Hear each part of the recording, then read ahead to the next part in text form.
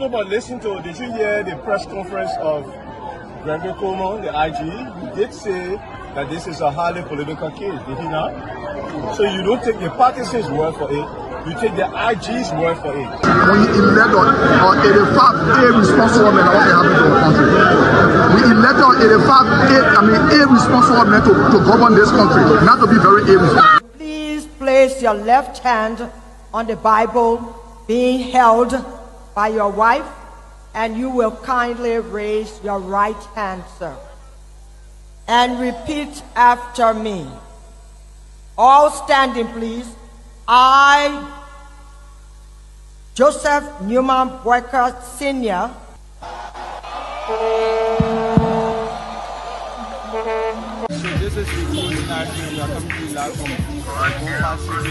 No secret now that your friend and former boss will be a candidate in 2029. With all of that you experience, all of that you know, and everything that you see unfolding in the country now, will you support him? Will you be part of the process? Will you give him the support? Do you think he can be a better president? So why you want to bring political Benin in it now? Oh, but political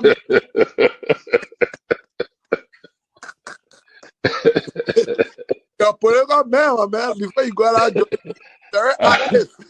I plead the fifth again. Okay. When 2029 come and pass, then you finally leave. Mission is completed. Now, what the rules of engagement? When the war ended, the guy said, the captain, the commander said, mission complete. There wounded out first. All men on board. So,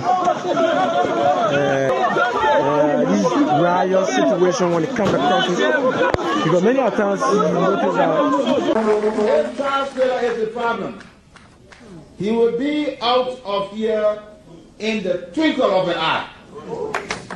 And I say, let well-meaning Liberians come home. If we respect this constitution, a government formed in Accra is a violation of Article 1 of the Constitution. Let them come home. Let that government be formed in Monrovia. On the broadcast administration, we want to give the government of Liberia an ultimatum of 72 hours to provide a living ballot of the chairman of the Student Unification Party, or else there will be a catastrophic pneumonia in the Republic of Liberia. To arrest the chairman of the Student Unification Party, only because the government feel intimidated about the Vanguard Party advocacies. The government got capital road, small, road, B road, all kinds of the place. I think the reason Joseph Baka will not do much because the old man, the papa is suffering. The papa loves the country, but he can't make it. The criminal there around him, they sophisticated than him. They are sophisticated criminals, so they can't make it.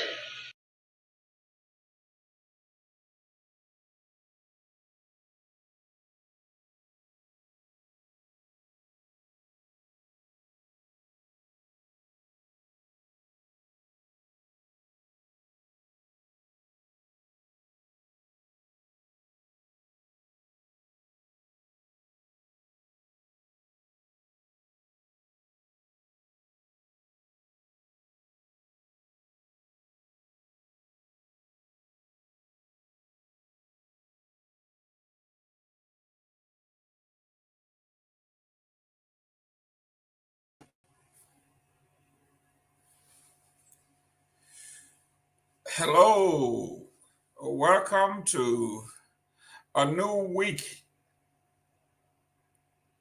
We are glad you were here with us all last week, and we are beginning a brand new week. We are thankful that God has given us a new lease on life to see and begin a new week.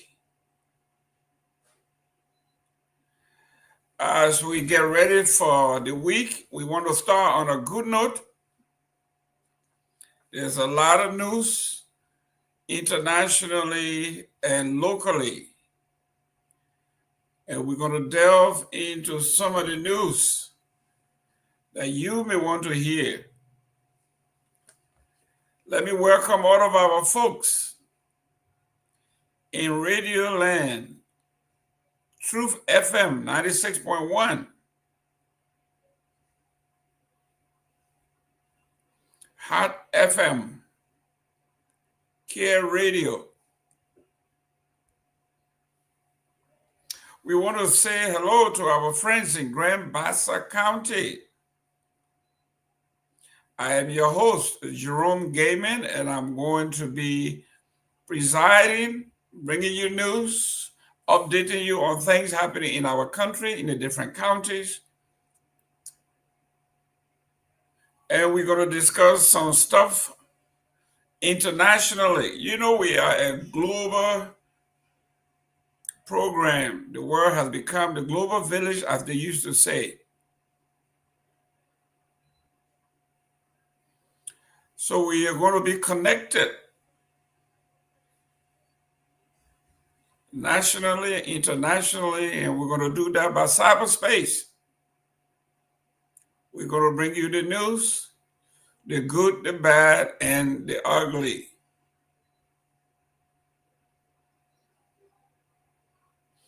Today is the 17th day of November,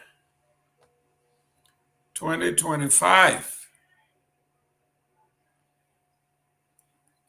In 2 weeks, I will be celebrating birthday. My birthday is on the 30th, the last day of this month.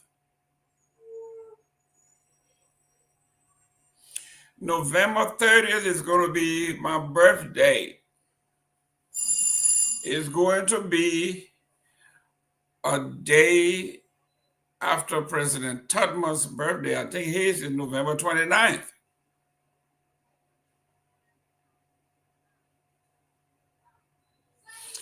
It turned out that I'm sharing birthday with somebody also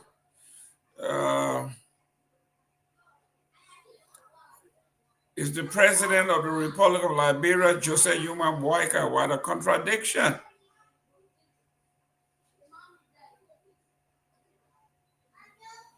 My birthday falls on the 30th,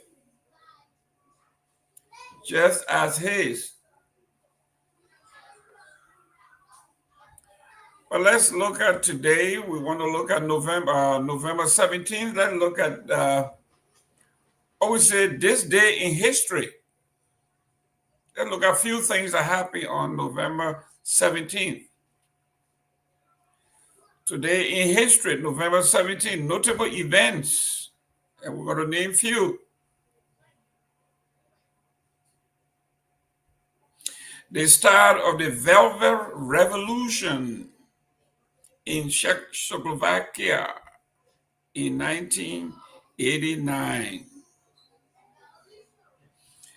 If you were around, if you were old enough, or if you are old enough and you are a history buff, you love political science, you love the social sciences, you love history, you will remember the Czech Republic, 1989, the Velvet Revolution. Check it out. Also, it was the completion of the Suez Canal in 1869, the Suez Canal in 1869. And the first section of the U.S. Congress in the Capitol, 1800. On the most recent note, Arnold Schwarzenegger was sworn in as the governor of the state of California in 2003. And it's also November 17th when Europa, the Champions League national anthem, was debuted in 1999. In 1800, the first section of the U.S. Congress was held in the Capitol building.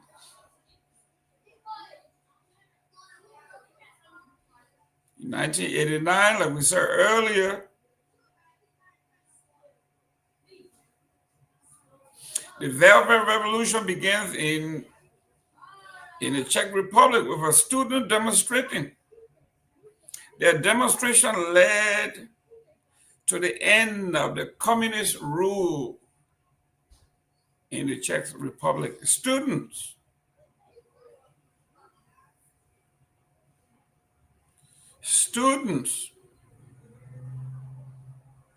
the young people decided the country was headed in the right direction. They had no future. So they took matters into their own hands. They demonstrated until communism fell.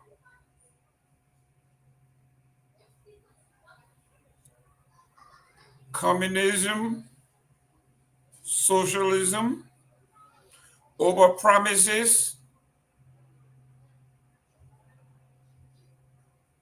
and under delivered, usually.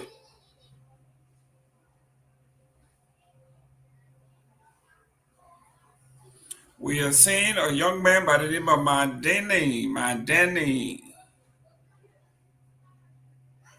call himself a socialist, democratic socialist.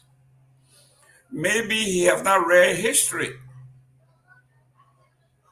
Socialism have never worked. It will never work. And he can take that to the bank.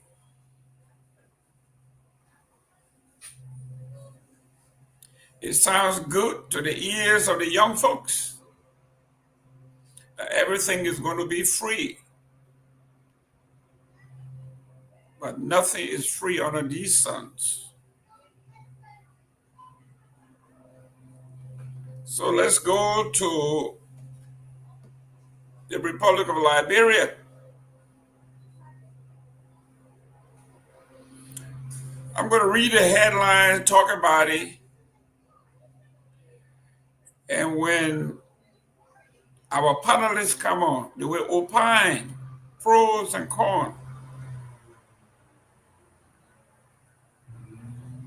That's what this platform is all about. You do your homework, you read up on it, and you put it forth. We want you to do citation. You have to quote people. You can't just talk from the top of your head.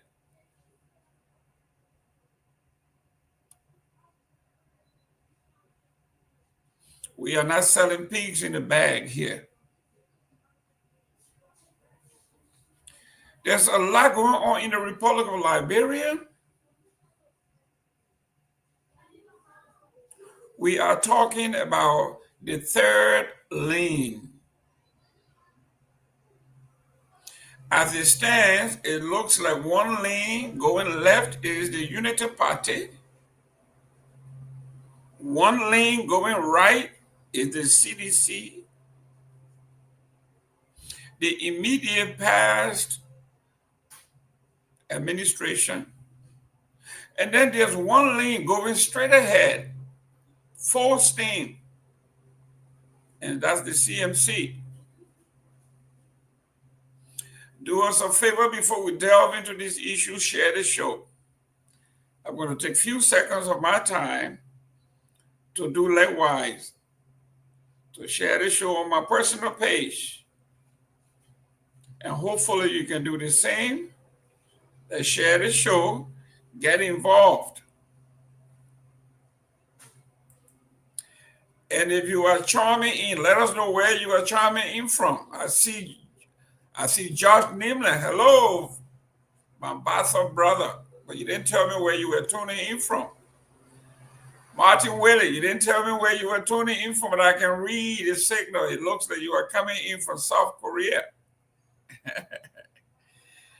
Okay, we got Helena G. Wapley. You didn't tell me where you're tuning in from, and that's fine.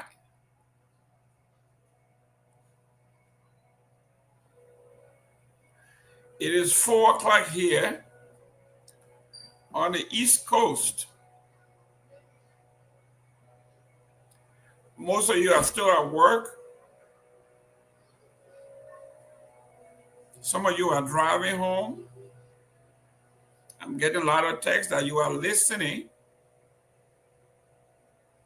because we went 1 hour back.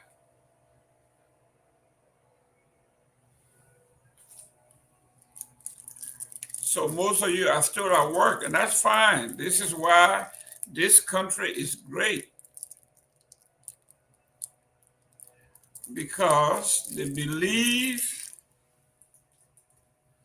in the dignity of labor.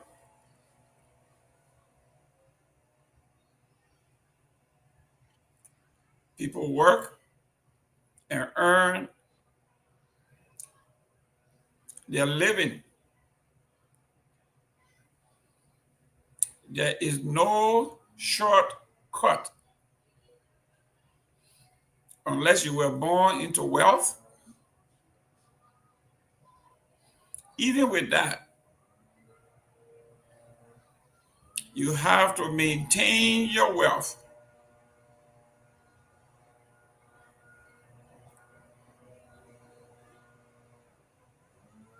Share this show. Tell me where you're tuning in from.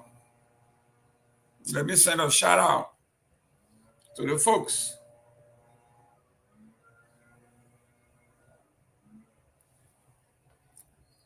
I'm getting messages here that we are getting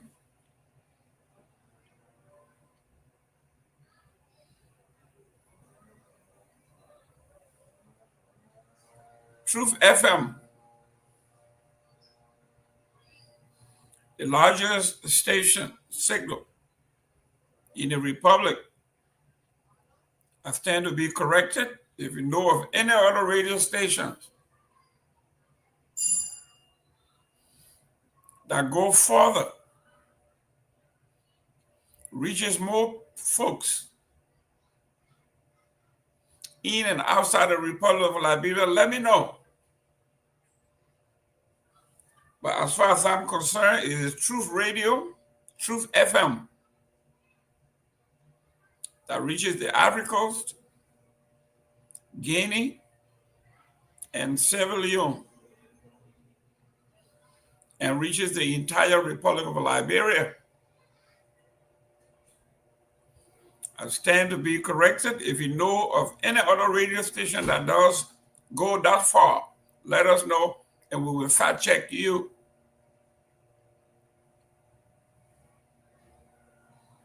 Let me share the show. On the home front, there was an editorial that I came across, someone sent me. And the person found that this is a serious editorial because it was written by Leonard Dudu himself. This young man is an excellent writer.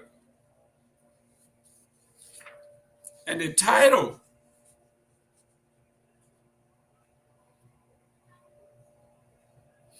it says, Liberia must wake up.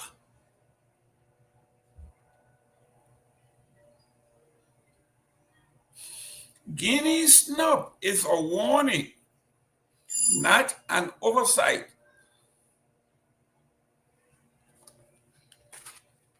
For those of you who are not in the know,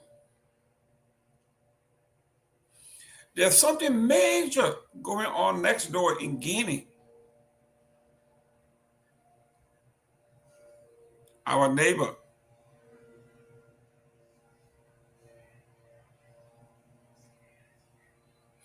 Something major is going on in Guinea.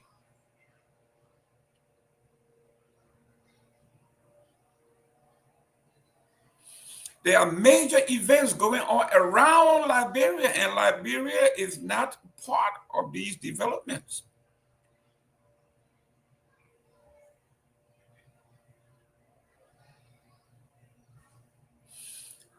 This is concerning to the international community,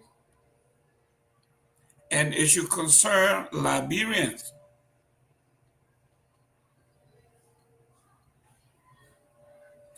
The editorial is in bold letter, and it says, Liberia must wake up.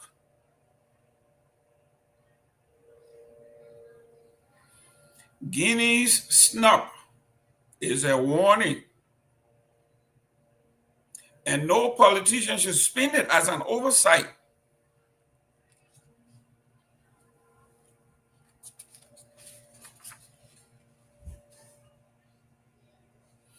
Before I go into the editorial, I want to remind you that we have a full week. Beginning tomorrow, we're going to have a lady considered the bulldog in governance, in appropriation, and in legislative functions. Her name is Dolores Hogan Johnson. She will be our guest tomorrow from 5 to 7 p.m. She will be lecturing us about legislative functions, how it works. They call her the bulldog because when it comes to appropriation, bringing money home, they call it in America here, bringing home the bacon,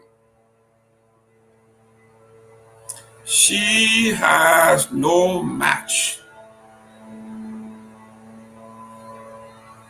This woman will be meeting her tomorrow.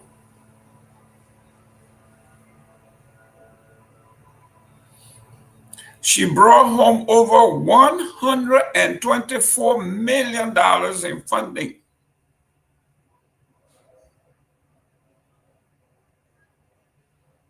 To her district.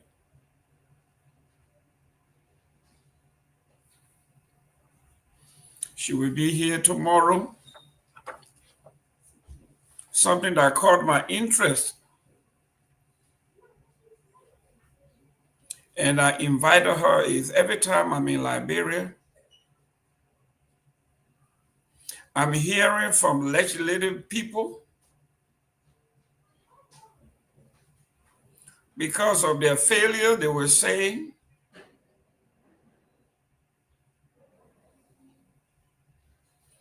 it is not my responsibility to build bridges, build roads, build water tower, give scholarships. My cardinal responsibility is oversight.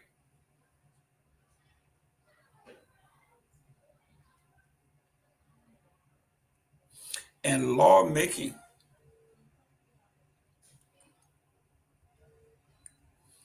So we are going to be looking at other folks, how they do it. Hopefully we can learn a thing or two.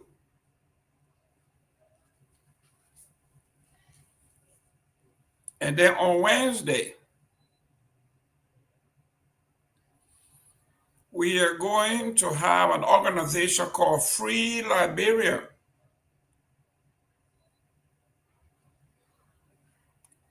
That organization is based in Boston, Massachusetts.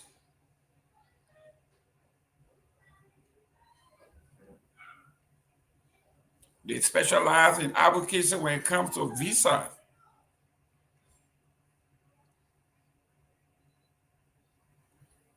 They have taken the Republic, this great United States, to court.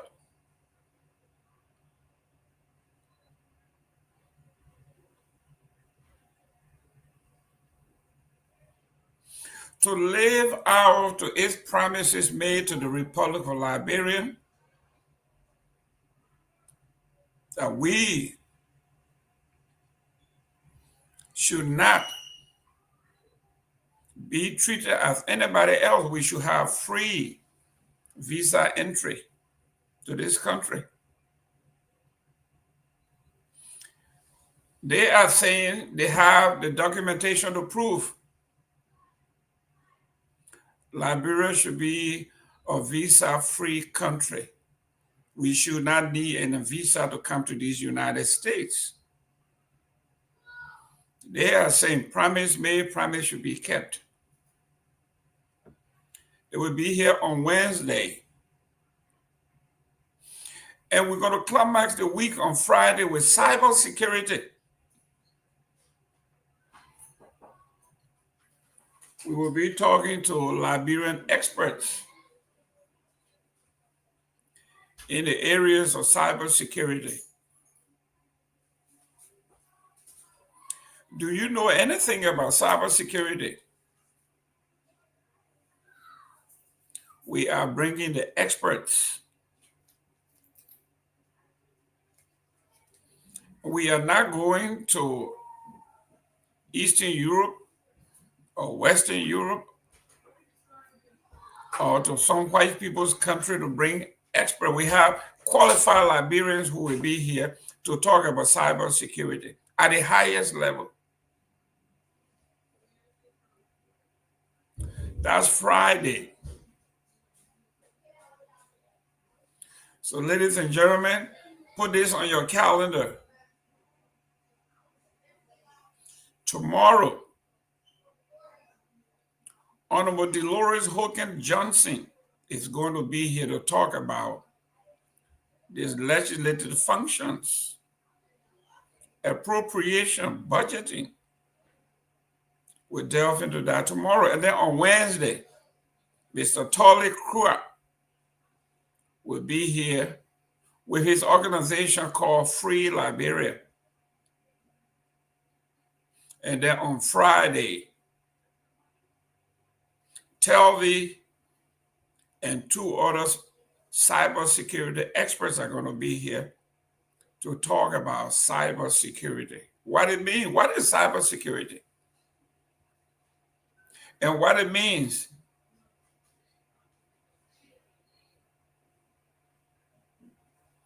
Now that you have gotten the itinerary for the week, let's go into what's happening in the Republic or happening to the Republic of Liberia.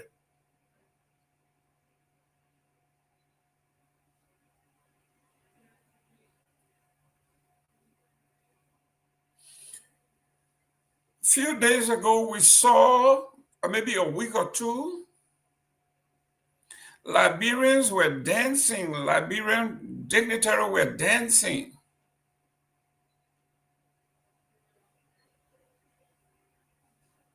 Because white people have recognized us or invited us to sit on the table with them.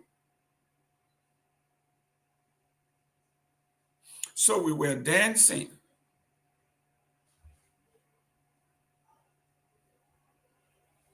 But in our own backyard,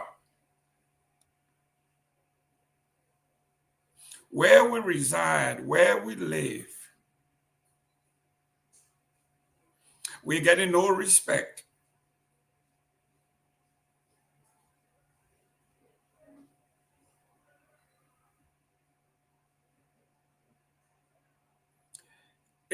Liberia is like the badger and the eagle. The badger is a very strong animal, fearless.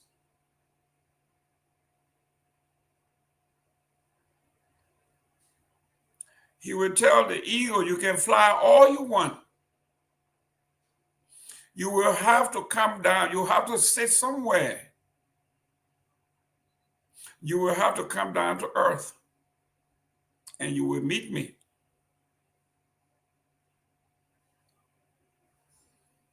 This brings us to the Republic of Liberia, where we are flying all over the place. When we come home to our own area, our own terrain, there's no respect.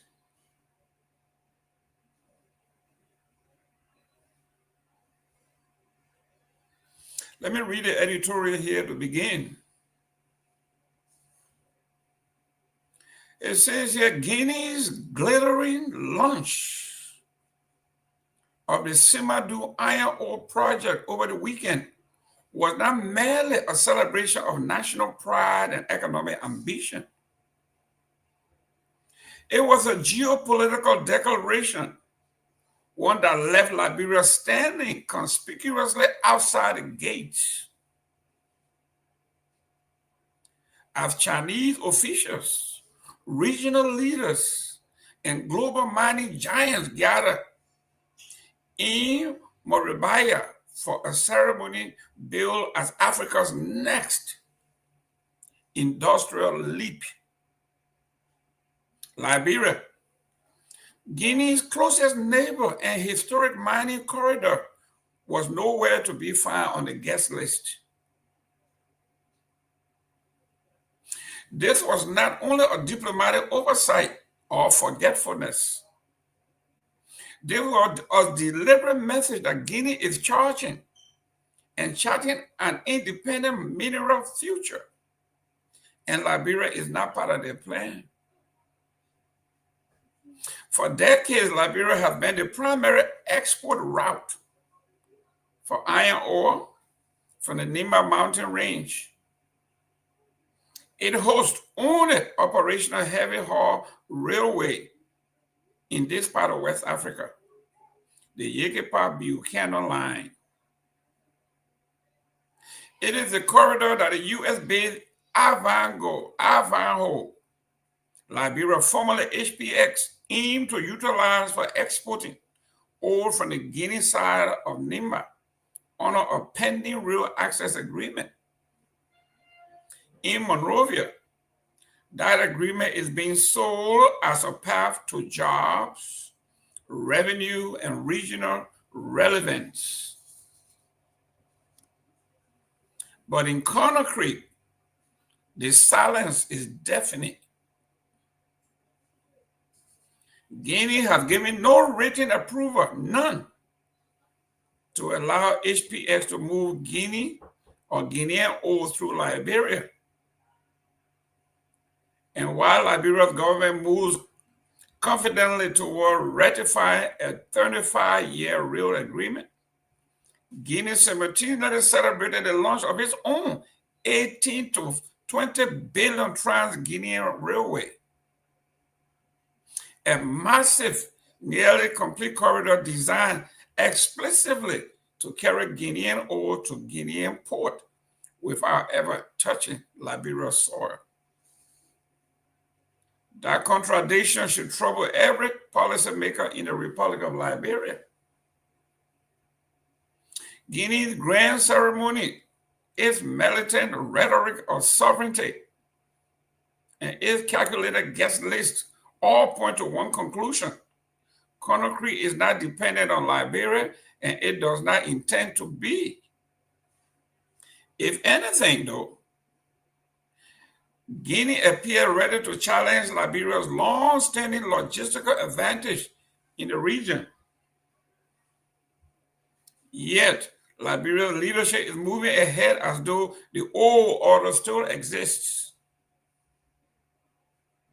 Liberia risks developing a national development policy based on assumptions that are no longer accurate in these times.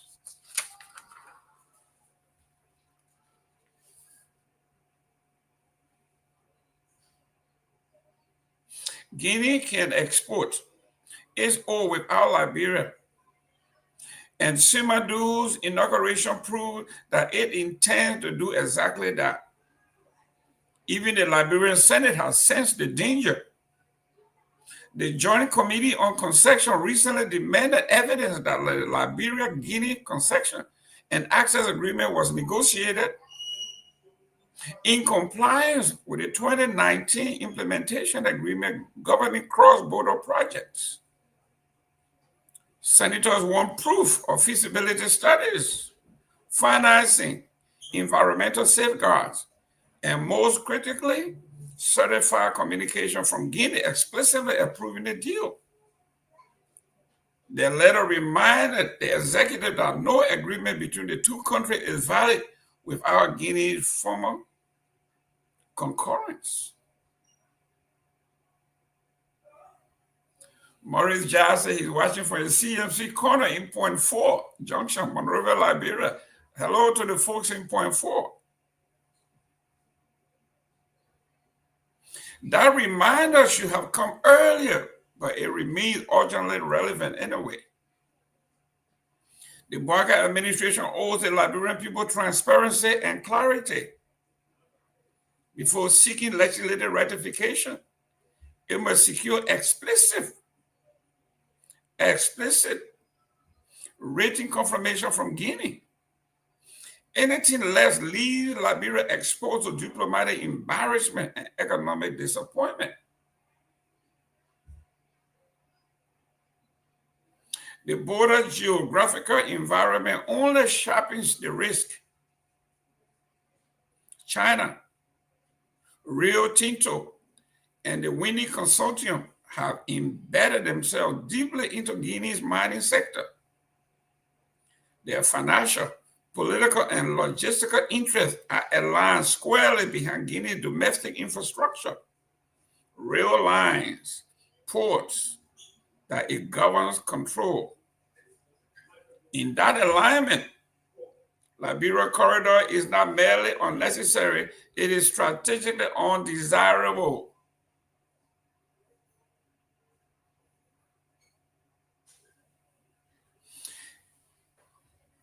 HPX Liberia centered model shift power away from the Trans-Guinean system and towards a private US-linked company. It creates a second evacuation route that complicates Guinea's sovereignty narrative. It redirects transit avenue and logistical influence to Monrovia. Nothing about it serves and the services from Guinea's political agenda. And Guinea is behaving accordingly. Liberia, meanwhile, risks acting on hope rather than hard diplomacy. This country cannot afford to repeat the mistake of the past concession eras. Signing agreement first, then seeking regional agreement later, and discovering too late that its partners have different priorities.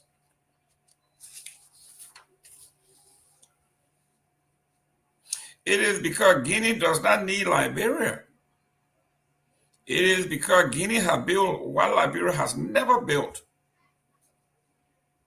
It is because Guinea is pursuing a mineral strategy rooted in sovereignty, self-sufficiency, and geopolitical leverage.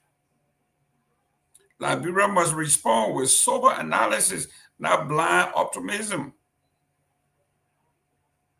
Monrovia should immediately pause any action that assumes Guinea's approval until that approval is received formally, in writing, and beyond dispute. Anything less is an endorsement of uncertainty that could cost this country billions unrealized revenue, undermine its credibility with investors, and place its most strategic infrastructure in a precarious position. Guinea has made its intentions very clear. Liberia must decide whether it will confront this new reality with diplomacy and caution, or whether it will march confidently into the future built on foundations of silence. The choice now rests with Liberia's leadership, but the consequences will be national in implication.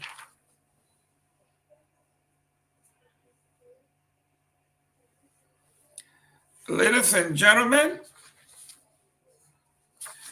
this is a critical analysis of where we are as a people, as a nation, as a government.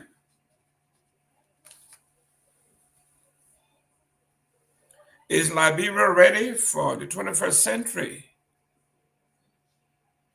According to this editorial, we are still using the playbook from Lamco, 1959, 1958, 1957.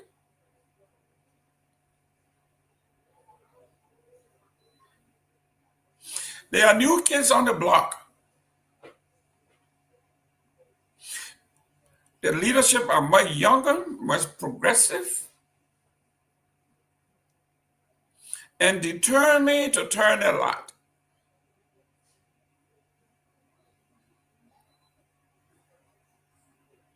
As I watched the event this gone weekend,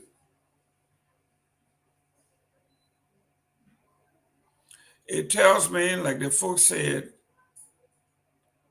they left us in the dust.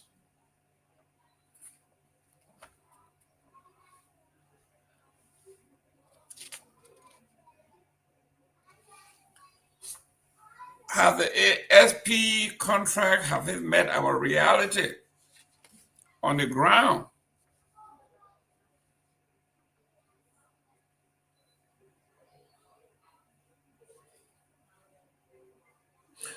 If you went to Guinea,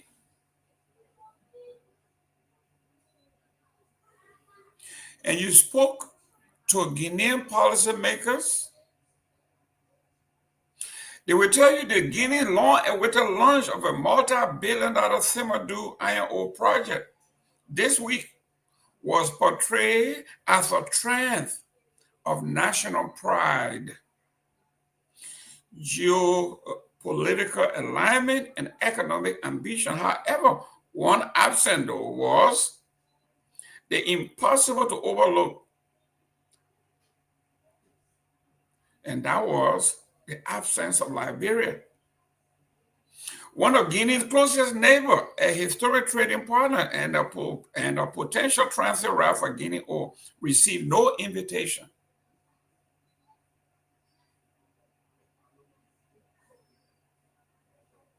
For decades, Liberia has served as the main export route for minerals from the shared Nima mountain range, though.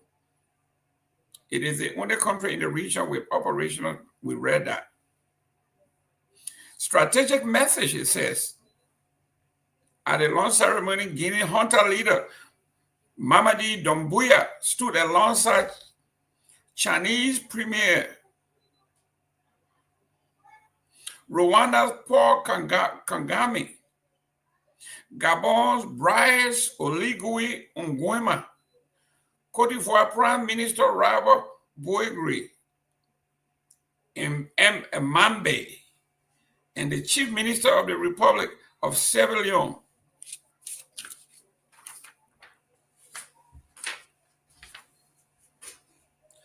Tinto executive highlighted the global significance of bringing the world's largest undeveloped iron ore deposit into production. But it was the guest list that told a bigger story. Countries thousands of miles away were invited and represented. Liberia, which shares the Nima mountain range and historically provided the nearest port or corridor, was not. Guinea's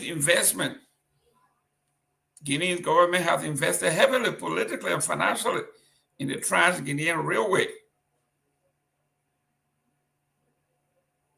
Liberia's discomfort is heightened by the uncertainty surrounding HP cross-border plans. On the other hand, President Joseph Yuma Boakar's administration has given the company a green light to export ore via the Yekepa-Bikana corridor. But while Liberia has approved its side of the plan, Guinea has not approved its own and do not intend to. There is no written consent, no public endorsement, no official statement confirming that Guinea ore from Nima will be allowed to cross into Liberia. Multiple diplomatic queries from Monrovia have gone unanswered.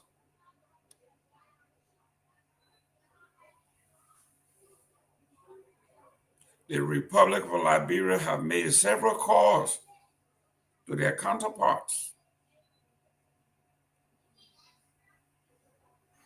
They are not even picking up our phones.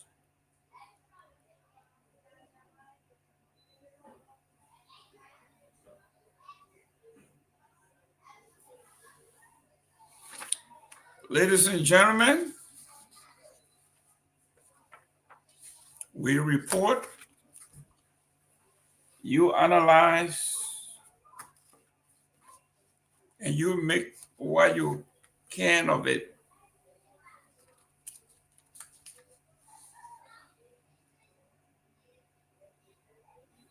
A survey found Liberians among the world's biggest warriors.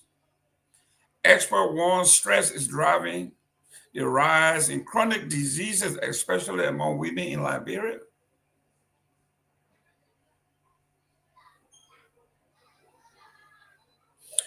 This has been reported by Jocelyn Weir, November 17, 2025, from Page Africa. A brief summary. It says a new global survey has found that Liberia ranks among the world's top 10 countries for worry and sadness.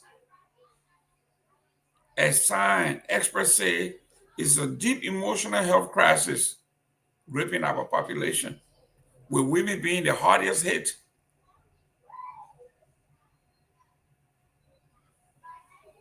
Experts say Liberia faces a silent mental health epidemic among women following years of civil war crisis and thousands of visibility in the poor economy, poverty, and you name it. Women bear the emotional burden that cause physical exhaustion and chronic diseases. The government's mental health chief warned that stress can lead to conflict. Mount Bagley, Montserrat County, each morning as the sun climbs overhead, Quebec collie grips a sledgehammer and strikes stones. The sharp clang echoes through the quarry near Mount Bagley, a rhythm of survival. For 3 years, the 40-year-old single mother had crushed rocks to feed her 2 children. Her hands are blistered, her back itches, and her mind never rests. She says, when you get children, nobody go to help you as a single parent. It can stress you up, she said. If you not get food to give them at the end of the day, you will worry about it.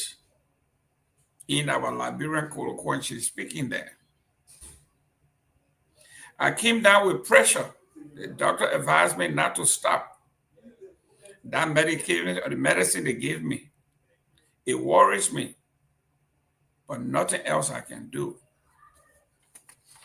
The children have to eat. Myean, in her 60s, says she is overwhelmed with worry. Day and night. No way to make life. But Cully is not alone. Across Liberia, thousands of women are quietly battling a wave of emotional distress that experts say is now one of the country's most urgent but unseen public health crises. A recent State of the World Emotional Health report ranked Liberia among the world's top 10 countries for worries and sadness, placing it alongside other post-conflict nations like Sierra Leone and Chad.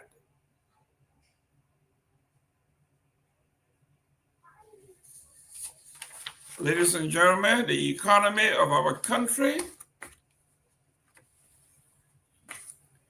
is not helping. We need help.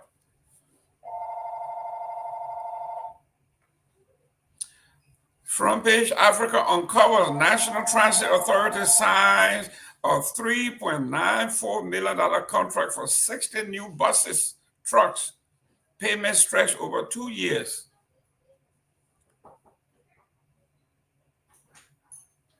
This is a report, investigators report. Front page Africa, it says here Monrovia. President Joseph Yuma Boakai on Thursday dedicated a fleet of brand new public transport buses representing the first batch of 60 vehicles promised on a procurement agreement between the National Transit Authority, NTA, and ABK Incorporated, a Liberian-owned company. While the governmental launch happened, it was an extensive media campaign celebrating the arrival and dedication of buses. It did not disclose full details of the financing agreement behind the procurement. However, documents obtained by Front Page Africa reveal that the agreement is valued at $3.94 million for the delivery of 35 brand new 62-seater Tata buses, 20 minibuses, and 5 Senel trucks aimed at expanding the NTA's nationwide fleet. An excerpt from the contract reads, the parties have mutually agreed that the delivery of the vehicle should be at the Freeport of Monrovia and should be quantified with the total contract price of $3,400,000. This total amount is inclusive of handling and port charges and duty. The National Transit Authority shall deliver an honor right cost of the custom duties. Signature page. Who signed the deal? The contract signed and notarized in March 2025 bears the signature of Edmund Ford, Managing Director, NTA, Kehleboe Gongloe, Minister of Finance and Development Planning, Councillor Ann Oswald Twelve, Minister of Justice, and Seleke Kromah, CEO of ABK Incorporated. What's in the agreement? The agreement stipulates that following the signing and upon receipt of an initial US $500,000 from the government budgetary allotment, ABK Incorporated will commence delivery of the fleet of buses. The remaining $3.44 million will be settled through the Ministry of Finance and Development Planning and the NTA in 8 equal quarterly installments.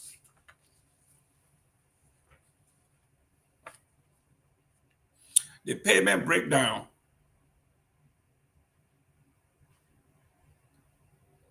Year 1, 2026, US $1.72 million. This will cover 4 quarterly payments of $430,000 each from January to December 2026. In year 2, an amount of $1.72 million will be paid. This includes another 4 quarterly payments of $430,000 each through December 2027. According to the contract, the MFDP is required to issue a payment guarantee for the outstanding balance on behalf of the government of the Republic of Liberia. A 2-week grace period is allowed for late payment. Beyond that, the contract imposes a 3% monthly interest on arrears. What is Liberia receiving? 35 Tata Mass transit buses, 62 seaters. Cummins B180 Euro 2 engines, 6-cylinder, diesel, 4-air, air-scan braking system, ABS anti-roll bars, dual passenger doors, and 350-liter fuel tank. 20 mini transit buses, 19-seater. These trucks are Euro 2 diesel engine, high roof, designed for short distances, distant mobility, and 5 Sinotruck cargo truck, heavy-duty configuration for transport and logistic support. Suppliers' obligations, spare part training, and warranty. The agreement mandates ABK Incorporated to supply 1 year of spare parts for all buses and trucks, provide 3 additional engines, and 1 year spare parts for the minibuses, train NTA mechanics in servicing and repairs, and offer a 1 year or 30 km warranty on the entire fleet. Defective units must be replaced within 1 month of acknowledgement. Failure to meet warranty standard constitutes a breach of the agreement. Duration, termination, and disputes. The contract remains valid from January 1, 2026 until full payment is completed. Either party may terminate the agreement within 30 days written notice, provided justifiable cause is established. Unresolved dispute will be handled through arbitration under Liberian law, which governs the entire agreement. Call for transparency. While many Liberians have welcomed the new buses, viewing them as long overdue relief to the country's mainstream public transportation system, the financial disclosure had triggered a wave of questions. This is welcoming, but we need clarity. How was the procurement conducted? What is the source of the funds? Is the financing a loan? If so, at what interest rate? Asked Abraham Colley, a legislative staffer who attended the program. Colley wants to know financial obligations, including interests, fees, profit margin of ABK, incorporated earning, whether the legislature was made aware or asked to approve the financing agreement between the Republic of Liberia, wherever the fund is coming from. During the dedication, President Waka stated that EcoBank is financing some of the administration's projects, including the yellow earth moving machines.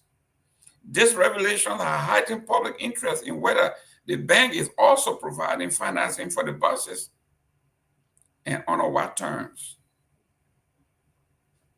Thus far, key parties to the contract have remained silent about the financial structure put in place behind this deal. The public is demanding detailed explanation from NTA, MFDP, and the executive branch. With millions of dollars in taxpayer resources committed, citizens insist on full clarity about how the funds were sourced and the terms under which they will be repaid. Given the scale of the procurement and the financial implication, financial experts are calling on the legislature to request a full breakdown of the procurement process, demand disclosure of financing, the terms, and hold public hearing to ensure transparency and accountability. Liberia deserves to know how their money is being spent. The legislature should step in to ask these relevant questions to ensure transparency and accountability. Your government is at work. Our job is to dig a little deeper and bring you the information just as they are written.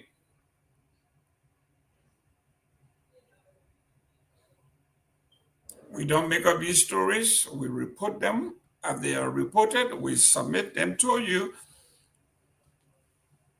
We give you the breakdown, we quote our sources, we give you the evidence, and you can go and fact check.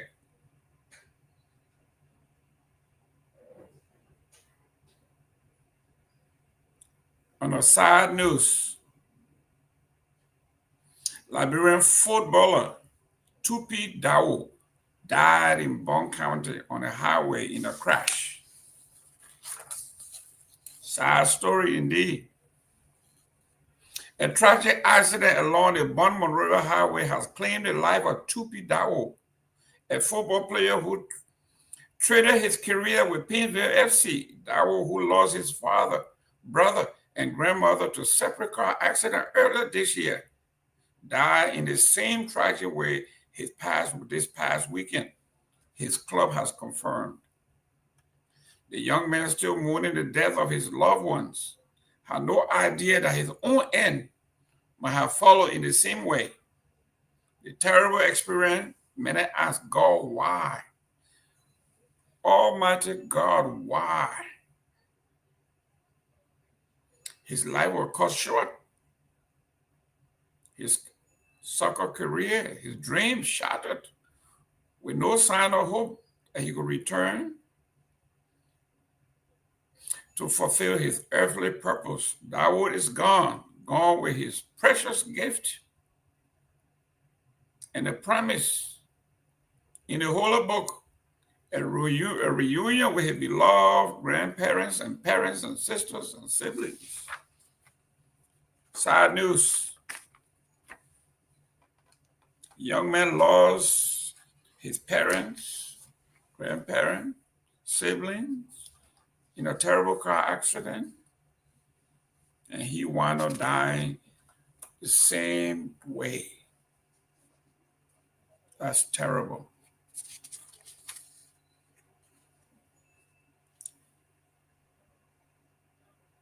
There is a major controversy going on in the Republic of Liberia between CDC and Unity Party over this SKD.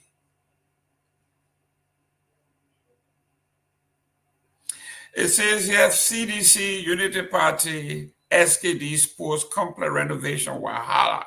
Who did what? Who done it? Myean, if you are back there, you need to come and talk to us on this one. This is the young people's business. It says here a heated political debate has erupted over who deserves credit for the recent upgrade at the Samuel Kanyendo complex. As Unity Party and CDC supporters push conflicting narrative about which administration actually delivered the stadium, long-awaited renovations. The debate began after the installation and commission of a new floodlight at the SKD, a milestone that quickly became an ammunition in the ongoing political rivalry between supporters of Joseph Yuma Boaka, a Unity Party, and former President George Manneh Weah Coalition for Democratic Change. Unity Party supporters argue that the new lighting system is the first of its kind at the National Stadium, representing, and they are presenting it as an achievement we have failed to deliver during his 6 years in office, despite his global reputation as former football star. They claim that Boaka administration has succeeded where George Manneh Weah have failed to deliver. CDC partisans reject the claim. They counter, though, that Weah's administration carried out the bulk of the work that restored the stadium after years of neglect. They maintain that without the CDC multi-million-dollar environment and improvement, the facility will still be in disrepair. The political back and forth intensified online, though, renovation records flying everywhere.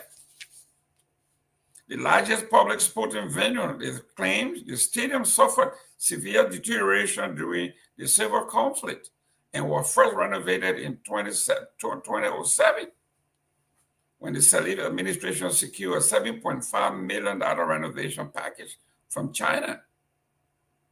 A decade later, the Unity Party government again turned to China signing an additional $18 million agreement to continue major upgrades, bringing total Chinese funded renovation to $25.5 million.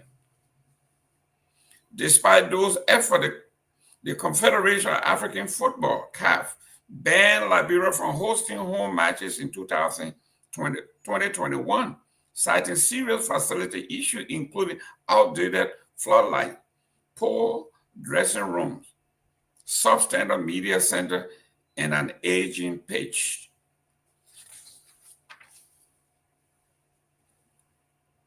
Deplorable bathroom. An improved media center and a refurbished VIP stand was established. The government also allocated $700,000 to replace the natural grass with an artificial, FIFA-approved artificial turf.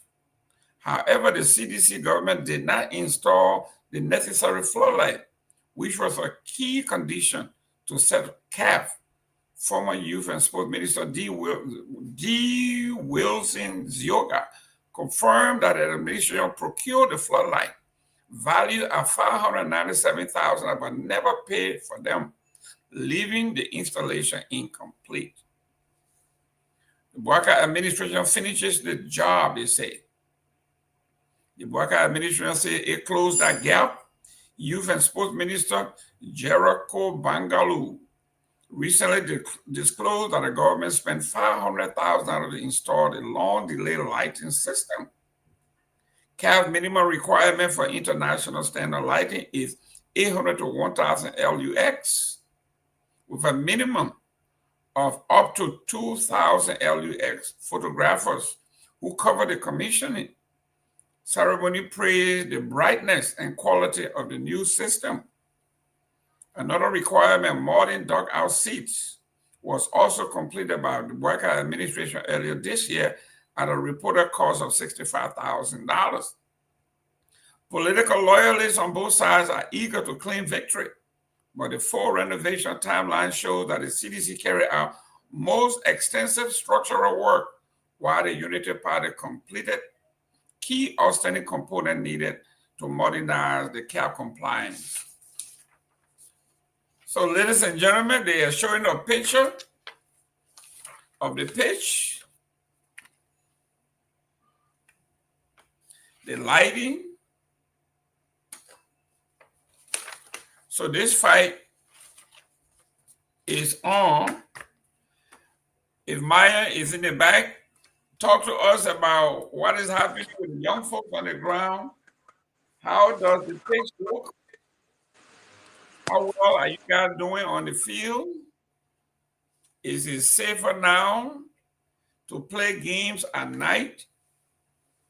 What's up around the stadium? Can I drive? Can I walk around the stadium with my phone in my hand?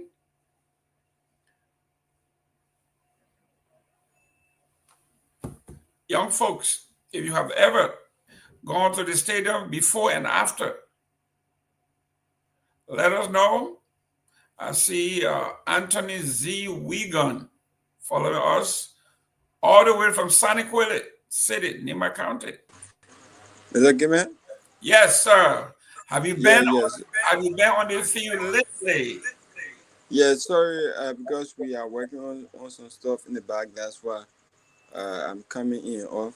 Yes. Talk to us. Have you been at the stadium lately? Because this looks like it is something between the young Mr. Gayman, this issue about whether CDC, United Party, are you getting me? Yes. Okay, so this issue about CDC, United Party, I don't think is necessary for our country right now. Because government, one thing I would say, government is continuity. If one government comes there and then after his or her 6 years, another government comes in. So government is continuity. Whatever that government was doing and did not complete it, that next government that will come in, they will be able to continue it. And you know about the partisanship. Like for instance, during the Maraseri administration, there were some projects that were left out, she never completed. When the former president came in, His Excellency George Manuel Weah, when he came in, he completed them, and we heard some Unity Party partisans were saying it was Manasedi project, and some people say it was the Weah administration project. So that's the same thing that continue. Even the Joseph Human Varga government, if he leave in power, if he leave any project that is not completed, the next government that will come in, they will say that then they are the one, because if they complete that project, they will say they are the one who carry on the project. So that's how like there are a lot of money that will leave in the cover or whatever that will leave there. If you go out there to panel to be able to complete that project, that administration will say they are the one, because they went out there making connection, making opportunity that people can come in, investors can come in to be able to help to complete that project. So it's not something, even though we are seeing SKD is upgrading, and we must applaud. That's why the former youth and sport minister did. Zoka Wilson came up with a statement. Liberians were all happy to say, yeah, this man is a minister. Because from a way of writing, from a way of speaking out on these situations, people applaud him for that. Because he will not come out to say, oh yeah, we are the one who did it. No, but rather he came out in a professional manner saying that there are some projects that we left on is not done properly. So when the current minister come in and do it, we must applaud him. That's how they did it during our own regime. So I don't think it's necessary that Liberians will come out to say we are never did well because he was a former football star, and then Liberia, when it comes to the youth or the football activity, he did not do well for Liberian people. I don't think it's necessary, because everyone, even if you are in that field, you might not do what people want you to do, because you will not be focusing only on that field. There are a lot of fields, there are a lot of sectors you have to invest into, like the health sector, the educational sector. There are a lot of sectors that he did extremely well in. It's not because he from the football arena he should be able to allow Liberia to go out there to win World Cup and what have you. So that's the situation, Mr. Gayman. Liberian just want people to just do everything one for all. Have you been on this? Have you been to the stadium since they installed the light? Yes. How does it look? Describe it to those who were not there. Okay, that like this Mr. news. Gayman, Mm-hmm. yeah, for the stadium is well electrified. Like before, when people go at the stadium when it's at night, even when they are playing games, probably maybe people will be able to find it difficulty to watch the game or to be able to play the ball. But I must applaud them. The field right now, when you enter on the field is well electrified, where people can stand from distance and see people on the field. I think they are doing extremely well in terms of the electricity, because that's one of the things that people used to complain about whenever they are playing county meet or other games. When they get late, people start to complain the field is dark, people is not seeing the ball and what have you. But the entire field right now is much better than before. So let's give credit where credit is due. Okay, we understand that the Waka administration did not want to give credit, but this is an achievement. We have to give the Unity Party credit. This is great.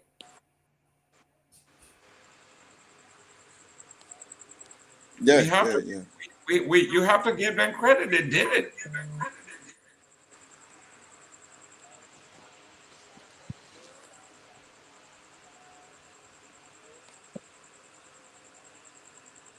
Ladies and gentlemen, bear with us. We're having a technical problem in Liberia.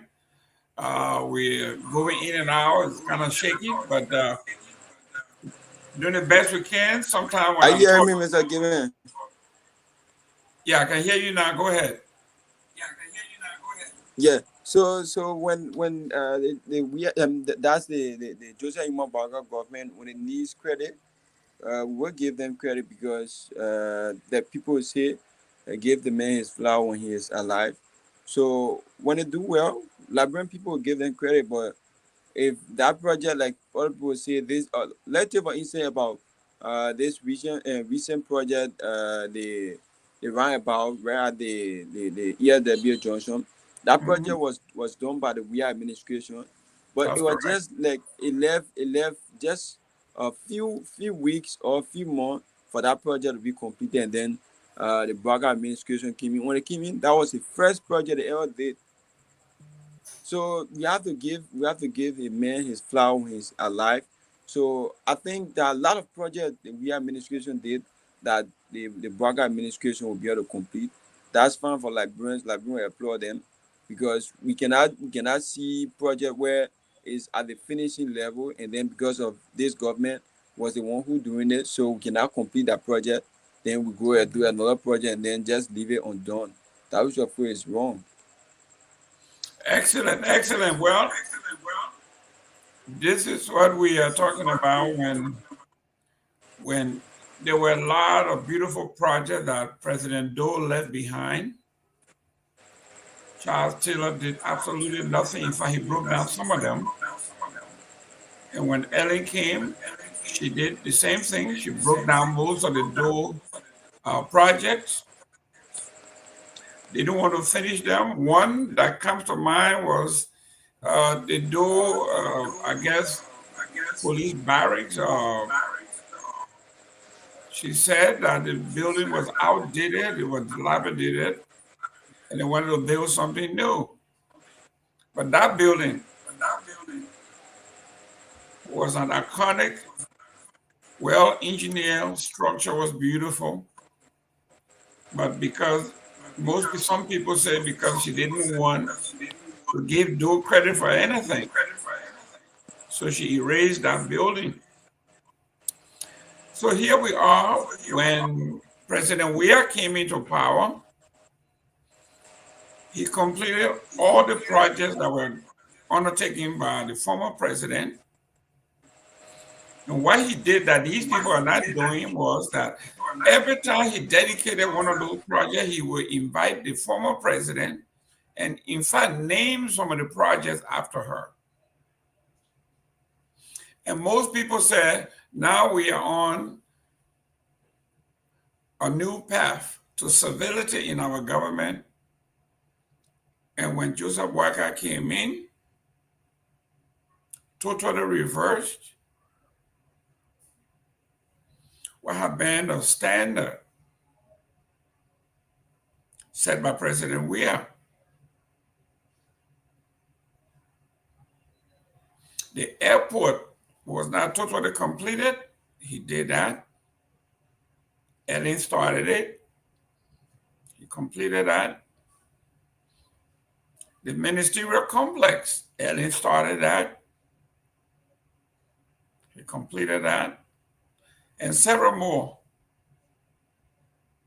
Gave her full credit. President Joseph Boakai, on the other hand, is finding it very difficult to do basic citation, the source.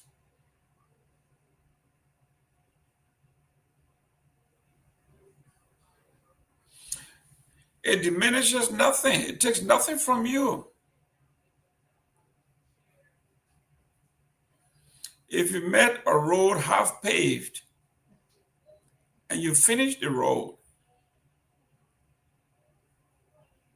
there's nothing wrong with saying this road was half paved and I finished it and I'm going to start a new one. And wherever I end, whoever comes after me, hopefully they can finish it. This is what we want to bequeath to our children and the next generation.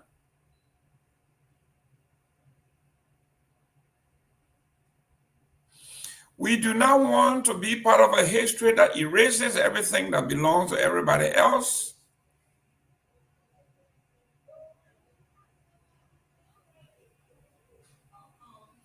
That is called the replacement theory.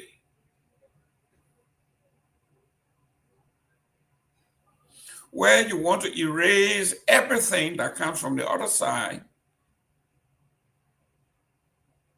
Erase all insignia and put your own name on them.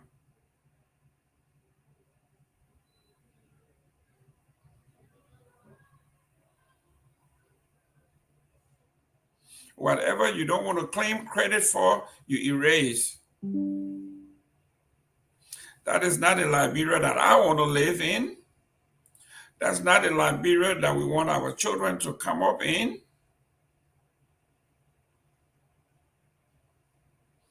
That's why life is like a running race, we call it in Liberia.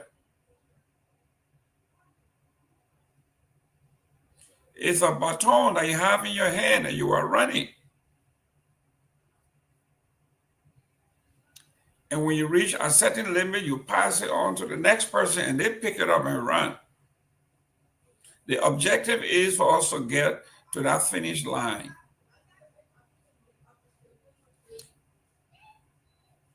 You cannot do a relay and take the baton and take it and take it. When it's time to turn it over, you don't want to do it. You cannot do that. That's what life is all about. That's what leadership is all about. That's what politics is all about. This is about politics, is about relay.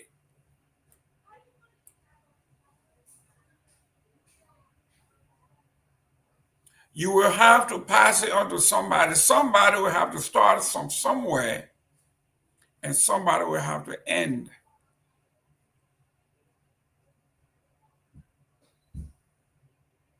If I'm running the final leg of this relay, somebody comes and passes me the baton, and I get to the finish line,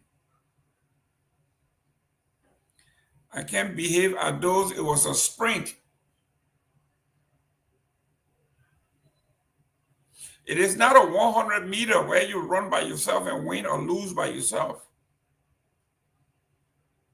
So we have to learn to give credit where credit is due.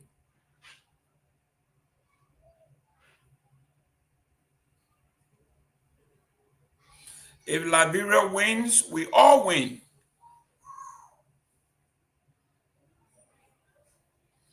When our history is written, we all want to be part of that history because we are all makers of history. But you cannot unilaterally erase me from history because you don't like me, you don't like the way I dress, or you don't like my deodorant.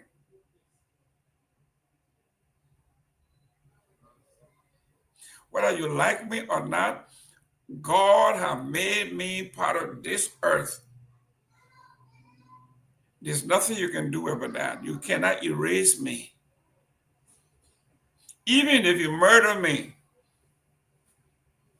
the history will show when and where I was born and where I died and when I was killed. You can't change that.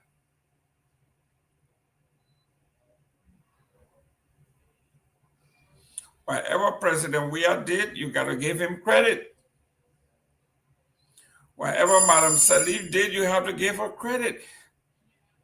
Civilization dictates and demands that we have to do that because we are civilized people. Let's go back to the news in the country.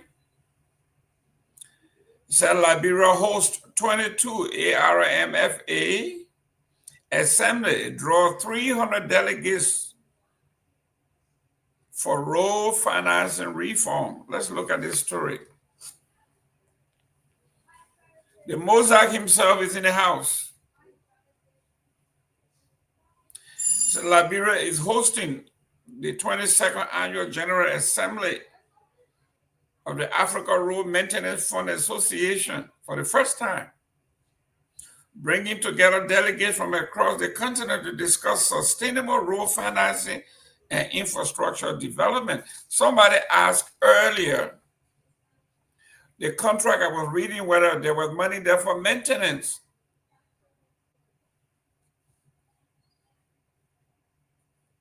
And this is where the educated class, the technocrats, those that have lived abroad, that have been globetrotting. And when we tell you that the finance minister is incompetent, and you want to argue. You look at all the major contracts. You see nothing about maintenance.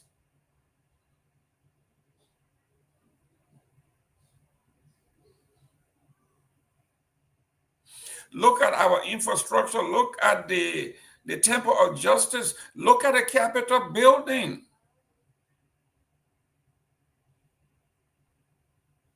Go into those facilities and see whether we have financing for maintenance.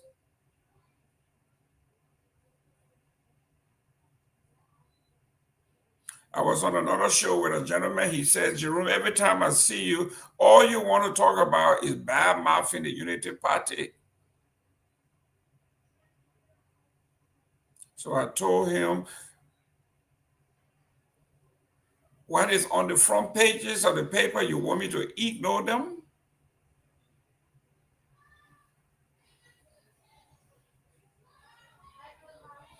Last year, I took a congresswoman from here, two of them who went to Liberia.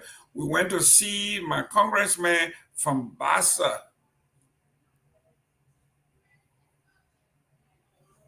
Got into the building and the lady wanted to use the restroom.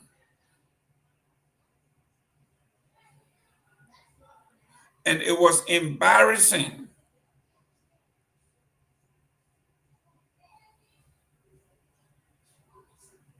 The gentleman could not use the bathroom because the bathroom was shut. They had a yellow tape, like construction going on. The gentleman said the bathroom broke.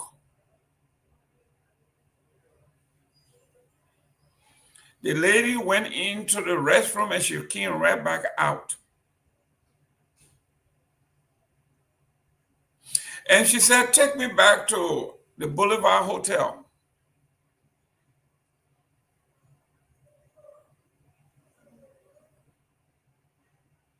I need to use the restroom.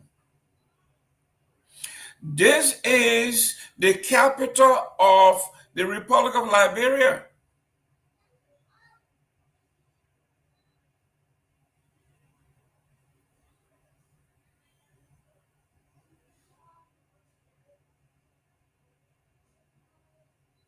Is that bad mouthing the Republic of Liberia?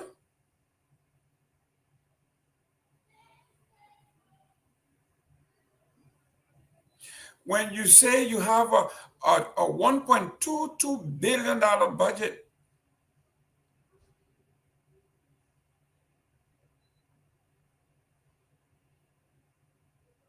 and the reality is that I am taking investors, possible investors into the country.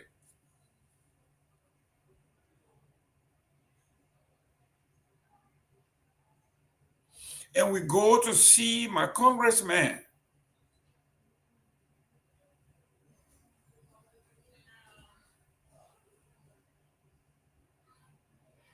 And a woman who is advocating for Liberia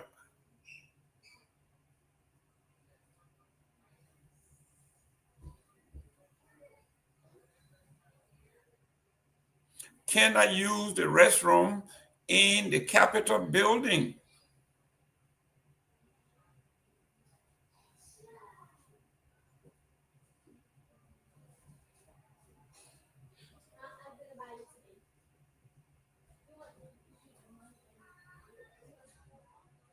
And as we are walking out of the Capitol, we see some men standing on the other side. Ping!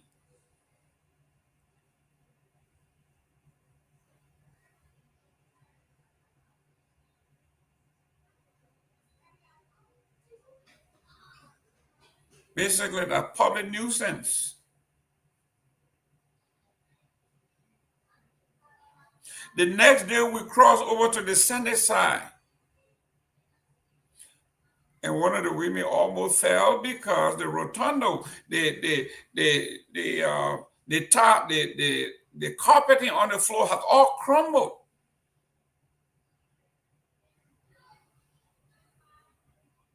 I don't even know what color that was, whether it was burgundy or it was red, but it was so messed up.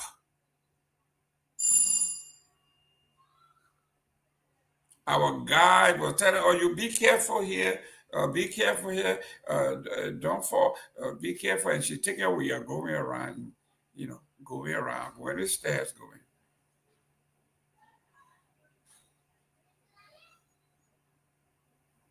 These are former and lawmakers that went with us to go to Liberia and advocate for us.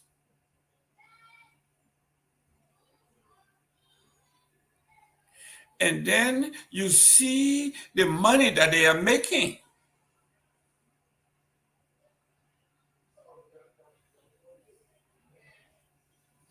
When you look at this budget, that almost 80% of the budget goes to them.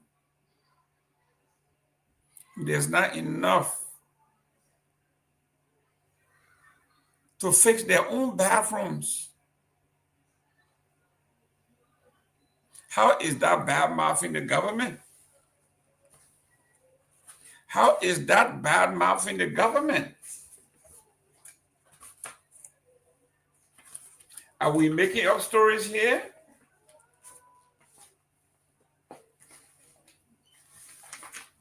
Am I making up stories here?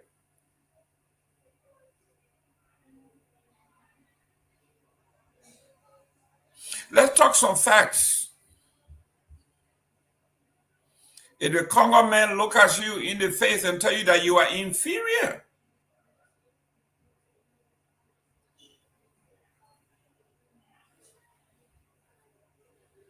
you come from Lofa, you come from Bong, you come from Nimba, you come from Basa, you come from Bapulu, you come from wherever you come from, and you sit in the capital.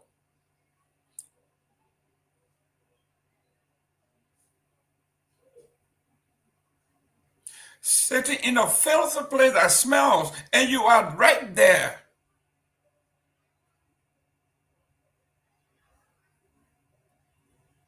And then when the guys come and tell you, say, this place was never like this before you guys came here, then you want to get upset.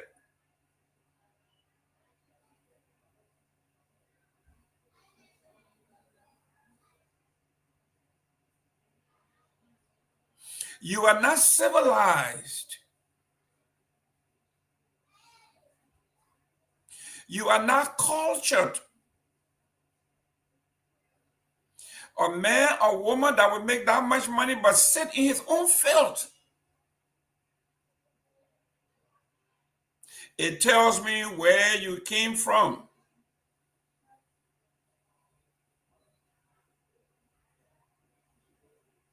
You came from using the bathroom, from going in the bushes where you come from to use the bathroom.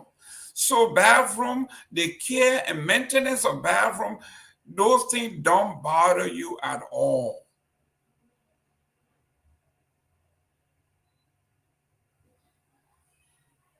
You have guests coming from abroad. You got guests coming from everywhere else, and they are coming to visit you in the house and Senate.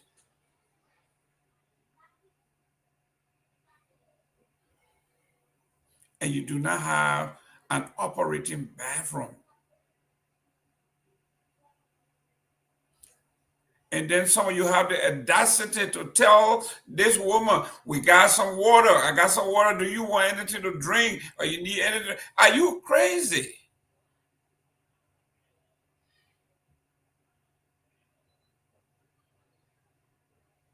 Do you expect these people to take something from you to eat or drink?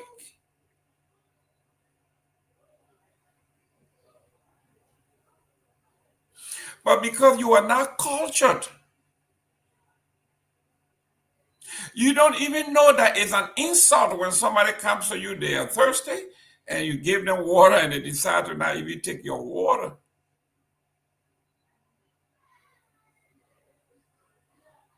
And then when we talk these things, you say you come out here to badmouth the government.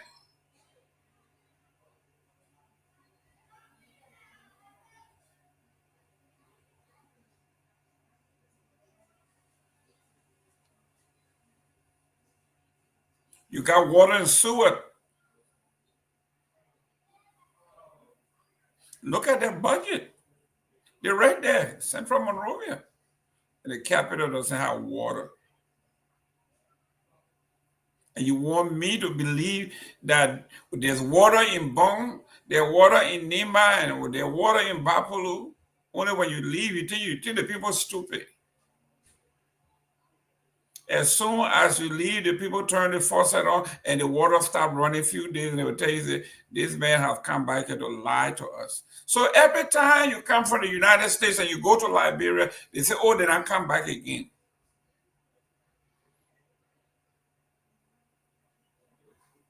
A lady, I guess you were trying to insult me. She said, you're not come from working in your nursing home. You've been cleaning mess, and you come here like you all that. I had no retort. I couldn't say anything to her because she was 100% right. When we leave from here, we have not proven to them that we have learned anything.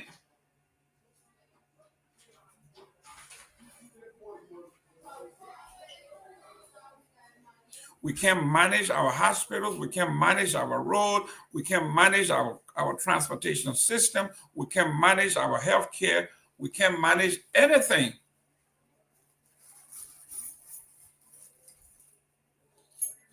But you go out there calling yourself December.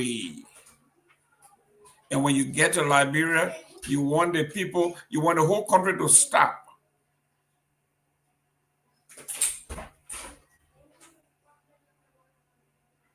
When you are doing your budget, you give yourself, look at the budget for the Speaker of the House. I think he got a raise of about $400,000.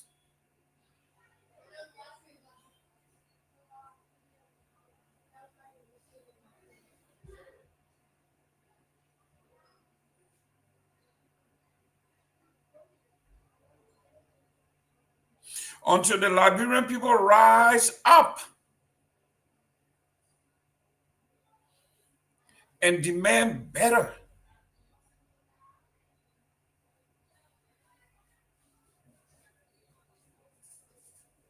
As long as our recurring expenditure in the country hovers around 80%, some places, sometimes 90%, or 69.7%, whatever it is, until the Liberian people stand up and say, we are sick and tired.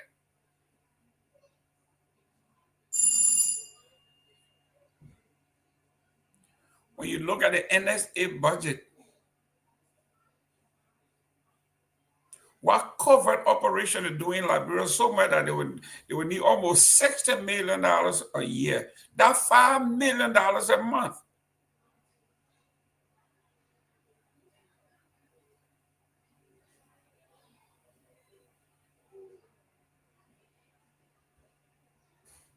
I thought President Joseph Boakai being somebody who was former Minister of Agriculture, Director of LPRC, I thought he would have quadrupled the agriculture budget because I guess that's the first A in their rest agenda.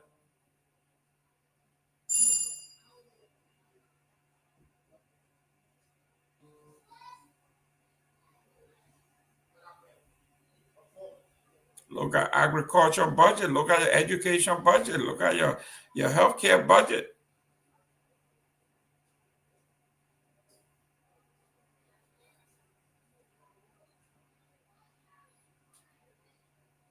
Whether it is George Weah, whether it is Joseph Boakai, whether it is Jerome Gayman or Cyril Dopoh or Mozart, you can make us president, nothing will change. Until your appropriation changes, nothing will change, no matter who you put there.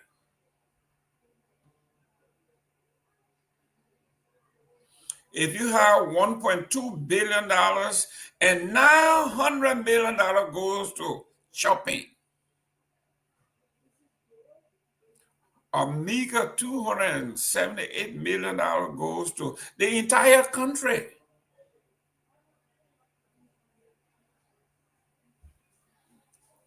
How terrible can you be? This is what the white man calls self-hate.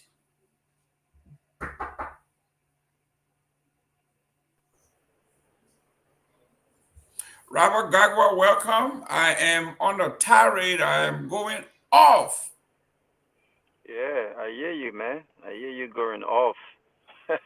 Because I am sick and tired and sick and tired of being sick and tired. I go to Liberia with important guests. Everybody is important. And you go to the capital and the lady says, I want to use the restroom. And she comes back and says, Jerome, take me to the Boulevard Hotel. I can't use the restroom here. And the guard, the lady that was taking her to the restroom, oh, our bathroom broke down. The stench. That is the capital. That is the Capitol building, where representatives and senators that are globetrotting, going all over the world, this is where they reside. And I'm embarrassed, and I walk out of there like a dog with my tail between my leg, and these ladies are behind me. We're getting there, and to make matters worse, one of the ladies was the wife of the Kenyan ambassador to the U.S. Yep. And when they get on that podium, they speak all the big languages, the big terminology. And how far is that one little Monrovia? They just turn it around in circle like a herd, just in circle, in their $1 million cars, and nothing is functioning. Dr. Peabody, welcome to the show. Good to see you, sir. Good to see you. I just got back this morning, and good to see you, sir. Good. I'm glad you're back, so nobody can chase you because they say you hired that man over there, and he just Robert Garguah, welcome. Thank you. Well, good to see you too, man. Welcome back to the great United States, Doc. Thank you, brother. Thank you. Good to be back. Absolutely. But Jerome, I mean, this is I'm over here stuck in traffic. I was following. I didn't want you to be here by yourself, so I came on. I have some engagements today, so I won't be on too long. It's good to see Doc's back on, so at least you're now on here by yourself. But I don't care. I listen. Dr. Peabody can do this by himself. You can do it by yourself. It's about Liberia. It doesn't matter. I know. It doesn't matter how many folks will beat this drum.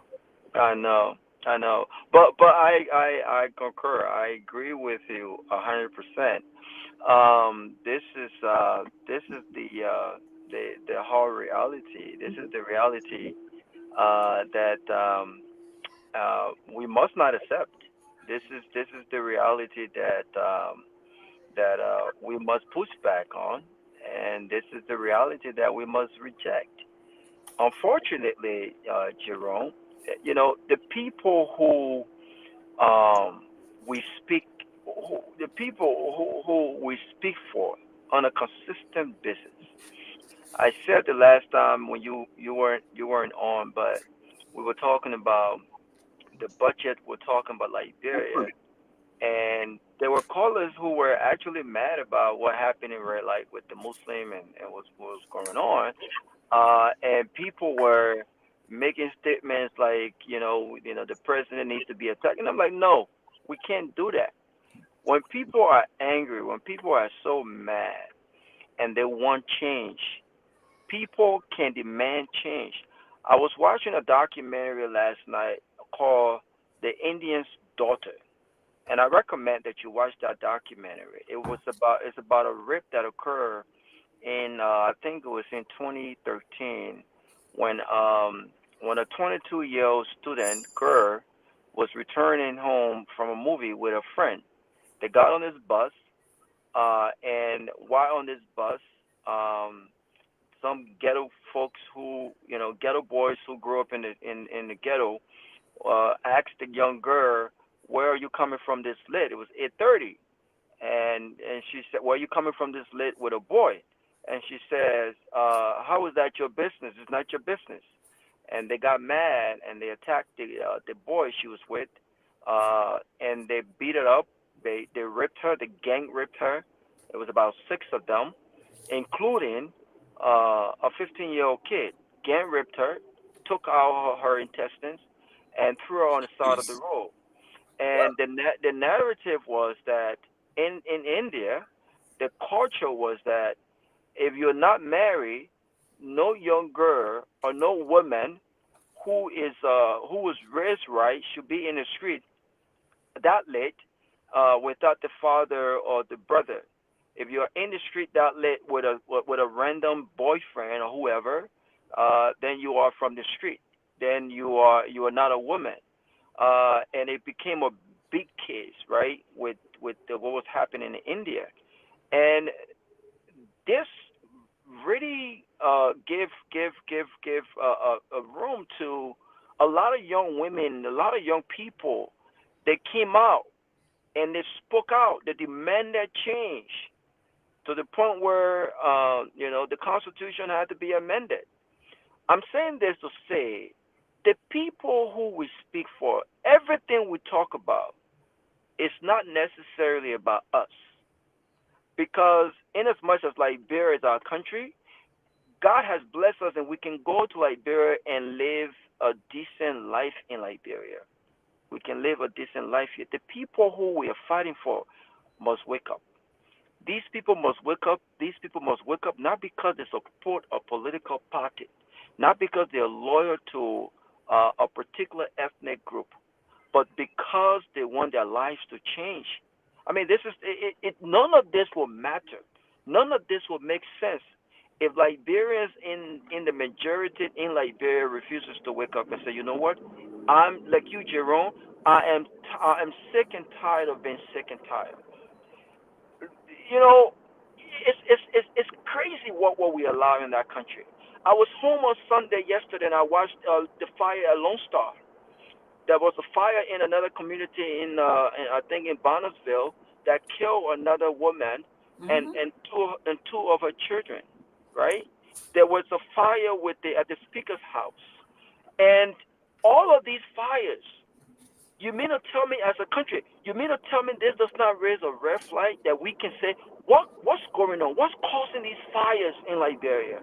What's causing these fires? These people's homes are being burned. People are getting killed. They are losing their lives. In addition to losing lives, people are overly protecting their homes from gangsters, from armed robbers, from thieves. The reason why the woman who got killed and her children could not exit the house when the fire was going on was because they had how you call this thing in front of that door? The window bar and everything.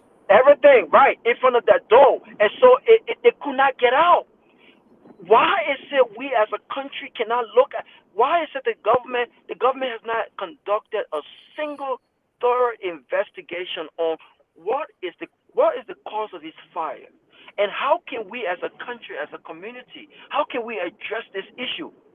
But the government had a lot of time to call the experts from abroad to come to investigate the fire at the Capitol, the very Capitol that you're talking about. All of the millions of dollars in the speaker's budget, in the pro tem budget, all of the millions of dollars that they insert in the budget that these guys are getting paid, they still cannot upkeep that place. They don't care about where they work. They only care about themselves. They care about their pockets. They care about the cars they drive. They care about the home that they live in. They don't care about the people. And we can talk all day, but until Liberians wake up and say enough is enough, Dr. Peabody can take as many trips to Liberia. He can help as many people.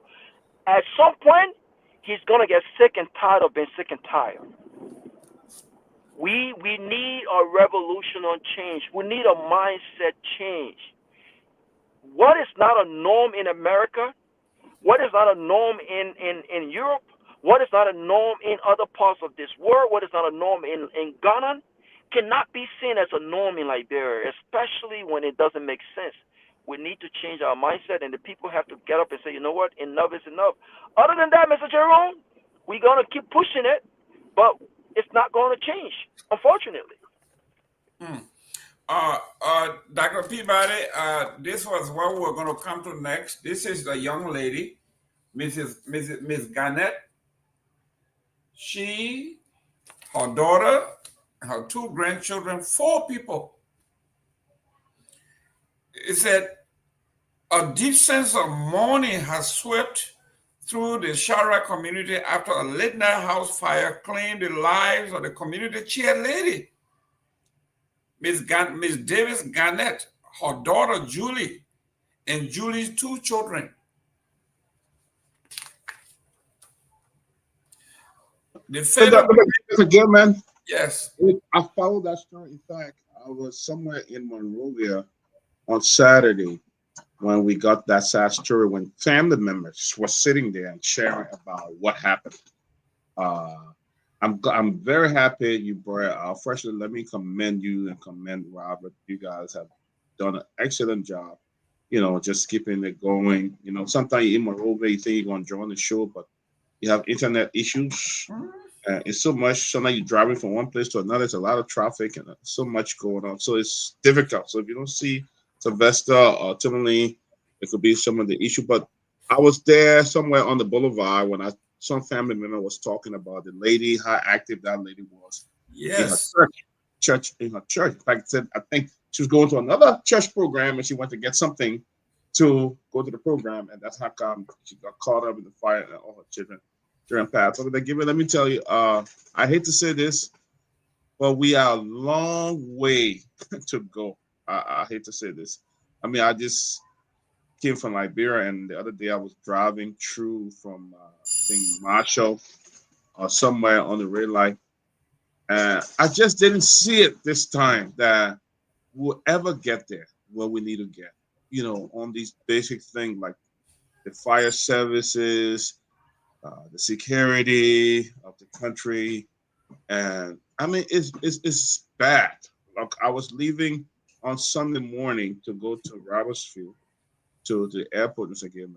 I put some of my suitcase in the back of the pickup truck that we're using. And when we got to Liberia Junction, like early in the morning, you know that somebody from the motorbike tried to drive behind the truck to see if they could get one of those steal one of those suitcase from the around 5 a.m. They were driving behind the car. A guy on a motorbike wants to steal a suitcase. He wanted to take one of the suitcases out of the car. You gotta be desperate. You gotta be desperate. The driver was smart. He was coming past by the pickup. The driver said, "Look at it when that to come. He think he can steal one of the bags from the car. That why they're running up and down. But we are a long way, Mr. Gayman. I mean, I really, my heart bleed for those people. But we're a wrong way. It will be impossible for them to find out anything. It's just another number added to the list of fire victims in that country. You have people who don't make laws. You got a budget of $1.something billion. I don't think they're even giving much to the National Fire Service. You know, we're just talking about Monrovia. How many people dying also in Buchanan? How many people dying in Nimba? How many people dying in Lofa? And unfortunately, given I love for people to go back home, people who planning to go home to stay. The only thing I tell you, just know how you're going and how prepared you are when it comes to dealing with situations like fire. I mean, minor things will become a problem. I flew into Ghana just between the 6 or 7 hours. I was driving around waiting for a flight to come back. I asked myself, how did the Ghanaian get here? How did they get here? That's something we're not even 5%, you know. I mean, nothing. Unfortunately, the country, I love our country, but it's almost impossible to see any real thing, any real change that will impact the people's life. You know, fire will continue to burn people. You have a major area that won't start then burn. And you don't have emergency. How many fire trucks you have in that country? You know, that can really come there and ease the problem in a minute. You got people there who doing faulty electrical work in houses that when you pluck something, it almost burn your house and stuff like that. So what are the regulations for these people, and who come to inspect the home to see whether it will electrify the right way and everything? I mean, we are far, and I don't know what we're going to be like. Even if we get another government in power, everybody comes with the same mentality. Not that they are coming to change something. Dr. Peabody, there's nothing, as long as that pie is skewed against the Liberian people, no president, even you, they put you over there and you eating 80% of your own budget. You will not have enough to even clean your road and all. Until that they change that, no matter who is president, Doc. Exactly. You know, because there's no Liberian people want job creation. If you can find job creation for a lot of Liberians, then that burden on the budget will be reduced.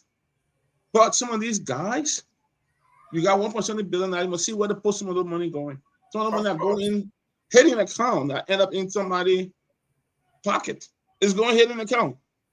Or this is for this, or $5 million for this, but major institution that should benefit. You know, JFK. How many people struggle every day at JFK? You know, the only referral hospital in that country. See how many people struggle, how difficult it is to make it. You know, so as you said, you know, like Robert said, all you guys said, it will almost be impossible. You know, we put in half of the budget going to pay salaries, going to pay benefits, going to pay this. Then you say about 20%, 30% go into the welfare and stability of the people. How is that going to how possible that could be? You know, unfortunately. Let me welcome Victor. Victor, welcome. Hey, Jerome. What's up, man? Dr. Peabody, Mr. Garguah, it's good to be with you all, and thank you for holding the fort. Let me say hi to our audience as well. It's good to be with you. Thanks for joining us. I forgot to share the show. Don't be like me. Share it now. You gotta share the show. Yeah, invite a friend. You have to share the show before you come on. Let me remind folks that tomorrow, Robert Garguah, you gotta be here. Doc, you gotta be here. Everybody gotta be here. Honorable Dolores Hawkins Johnson, they used to call her the bulldog of the house. This woman, when you talk about allocation, this woman, in 1 year, she allocated $124 million for the little district where she comes from. And guess what? She was in the minority. She was a Democrat. Wow. On a committee were all Republican, but she knew how to do this. She would trade with the Republicans and listen, I need a university. I need $2 million university. What do you need in your district that I can vote for? Let's trade. She's coming here tomorrow to talk about legislation, budgeting, this thing that I hear in Liberia. Oh, it is not my job to build a hospital, to build road. My cardinal responsibility is oversight and lawmaking. This woman will laugh. She said, are you kidding me? He said, one of the cardinal responsibility of lawmaker is to bring home the bacon. That's your job. Yeah. People like John McCain, you know, they brought home the bacon, the pork. They call the guy from Ted O'Neill, they call him the pork barrel, Ted. Yeah, Ted Stevens from Alaska. You know, this boy, that's how, yeah. That bridge to nowhere, even they would not need that money there. Exactly. Mitch McConnell, you know, that's how they advocate for their constituency. Yeah, that's what it is. That's your job. And that's where the brouhaha we in right now with Prince Moe. He's been in the house like forever. And, you know, he's been ways and means chairman from the House to the Senate, you know. He was campaign chair for Boakai. Today he's denying any proximity to the power, yada yada yada. You know, denying the influence, neither Judas denying Jesus. You know what I'm saying? He doesn't know nothing about power. This is the man who led a team to go and effect a hostile takeover of Babamus from NASCO. But today he say he doesn't know. But that's what it is. When you're in there, you respect it. Yes, you have to make sure there's equity and transparency. But you push for your constituency. You direct money to your constituency. That's legal. You can do that. That's the job. That's your job. That's That's your what they call job it, to do. appropriation. You sit on these Exactly. committee. Your Yeah. job is to bring money home. You get wait. What kind of law you gonna make out of my cardinal? That's the word I don't like in Liberia. My cardinal responsibility is law making and oversight. Oversight where? Yeah. You have I think what kind of law have you passed? Not yet. Okay, they got no law, nothing. But they sit there and say, and based on what I hear, Prince Moyi is one of the most corrupt guy in Liberia. He had made millions of dollars over that Wisdom Means committee as chairman of the Wisdom Means. Millions of dollars. And go to Bone County and see some of the structure that he put. Yeah. Most of the people made their money, Dr. Peabody, they made it from chairman of Ways and Means. The common vice president, all of them have been chairman. They've been working on the Ways and Means. That's how, because they basically are the one who dish up the budget. They determine how much will go this way. You know, all of the corporations go to see them. My man, what in the budget for me? What in the budget for me? Yeah, you know. So we know these things. You know, I mean, Kofa said it. I had to go to room 102 or 106, whatever it is at Boulevard Hotel. Yeah, that's what they said, and they plan the budget. We know all these things. So you know, he's sitting over there. He's been in how almost 2 decades. He's talking. He built 5 bridges. Well, we've been around for only 2 months. We're coming to build 6 bridges in Bong alone. So let him go figure. That's why they don't like chairmanability. That's why they don't like ability. You know, that's why they're fighting him. So the new narrative that I'm hearing with the whole budget thing we've been discussing again, I still think this week. Since Professor Kennedy has availed himself, I think we should definitely take advantage of that and dissect the budget, right? Because we need the experts. I don't understand, but I can read, and I know what the rescue agenda is when it comes to the arrest, right? So the new thing they're saying now, Morley and others, well, why are you fighting us over a draft budget? You shouldn't be fighting us over a draft budget. Why are we even discussing a draft budget? Because it's just a draft budget, right? You're not happy with the budget. Why don't you call your lawmaker? Why don't call your senator? Call your representative? But here's what I would say in response to that. Okay, we can do that, right? But the draft budget is the government's reflection of its priorities. Correct. The draft budget reflects what it is that you want to do, where your priority lies, right? Are you prioritizing the Ministry of Presidential Affairs over agriculture, for instance? Are you prioritizing anti-corruption programs that have you absolutely no results for our country over agriculture?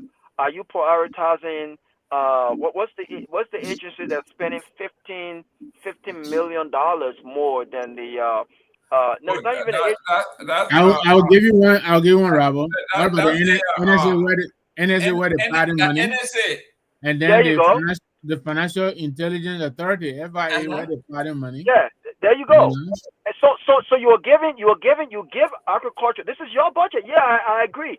We would talk to our lawmakers, even though we don't anticipate anything substantial from them, because these guys have no credibility. All they care about what's in it for them. We get it, and you know this. You know exactly who you're dealing with. You're dealing with a lot of belly-driven, right? Visionless folks.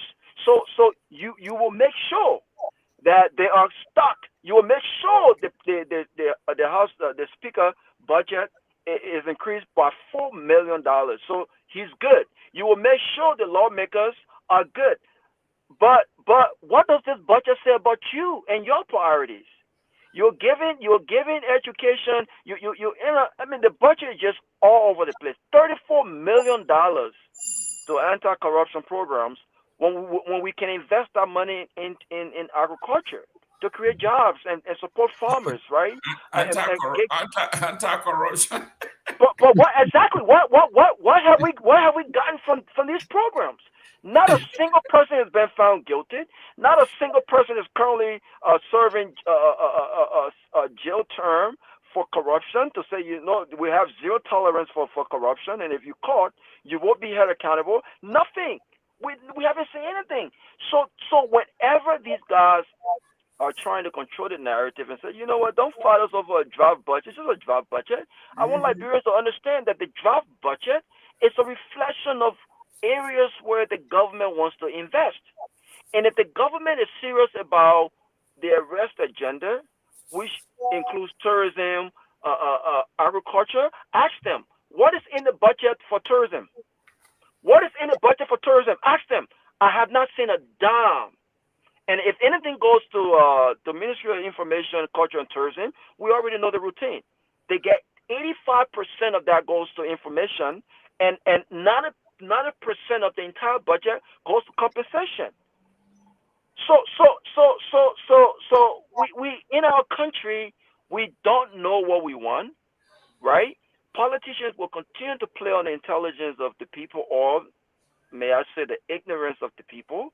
They got them exactly where they are. And I will close on this note, Jerome. This fire thing will become a problem. When the Lone Star building was burning yesterday, there were 2 fire trucks. I don't even call them fire trucks. I call them water tanks.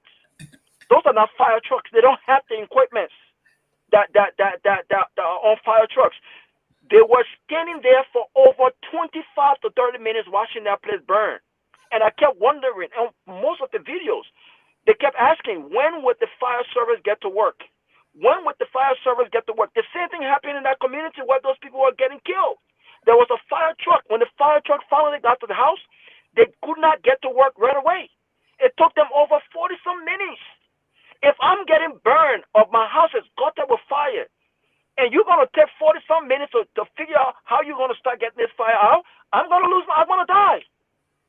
So while we have these fire water tanks and these fire trucks, without ensuring proper training, without ensuring that these folks have the equipment and the tools to do their jobs, then you defeat the purpose. Not a single investigation has been pulled. Why do we have these homes gutted with fires? Why are lives being lost because of these fires? And what needs to be done to really curtail these fires? Not a single. But we wake up in the morning and we're doing Myean. We're doing Unity Party 12 years. Or we're doing, it's a total mess in Liberia. I don't know. Every day we talk, it becomes very, very frustrating. And you question yourself, why are you even wasting your time? Because the people who lives you were speaking for, they don't care. They don't care at all. If the Liberian economy don't do well, I will still do well in Liberia. My family will still do well in Liberia. This is not boast. This is reality. If I get sick of the nonsense, I can leave Liberia and go to Europe, go to some place. I don't have to be there. But you who stuck there, you are there, you are stuck there, you are living there. When we talk about quality education for your children, you don't see that. But you go back and you reward the same politician who has failed you over and over and over and again. You can't afford 3 courses of meal every day. You reward the same politician. You don't have jobs. Your daughter's graduating university. She's been home for 3 years now since she graduated. There is no competing private sector. There's no jobs. What are you doing about it? It should be about the issues. It should be about the issues. It shouldn't be about partisanship, and it should be about who has the best plan, who has the best vision to uplift us out of this poverty. And until we start thinking like that, people will continue to suffer in our country. Well, let me welcome Honorable Seleke. Seleke, welcome. Thank you, Mr. Gayman. How you doing? Long time. Well, you talking about long time? Long time? Wow, we've been here. You the one been away. We've been here. You talking about long time? Yeah, you've been away long time. Welcome to the show. Yeah, thank you, Mr. Gayman, and good evening to everybody. That the Peabody is staying like, bro? No, man, I was just there for a week. I'm back, bro. That the people that Liberia internet there to you, so you I make see. it out I of see. question. I'm back, broke. I was just there for a week. I'm back. He said he's back and broke. Man, you know what? You know what I'm gonna give it? I'm telling you, it's a 24-hour. It's a 24-hour charity work that you do. You know, it's 24-hour need and stuff. I mean, we try to adjust to it, but I won't make myself broke for other people. Trust me. I make sure that other one stays in the pocket to get back. I saw some vessel who get the money. They did a great job. Yeah, they did a good job. Okay, this morning, you know. Sylvester and who? Tomalin. Oh, okay. Yeah, they were talking about the wonderful job that Chairman Ability is doing. He was very impressed with that. Oh, by the way, Mr. Nagbe, how you guys came out with that flyer Chairman Ability posted with the telling stuff? How you come on? Who telling? You see the United Party lead going crooked left, CDC going crooked right, and CMC straight.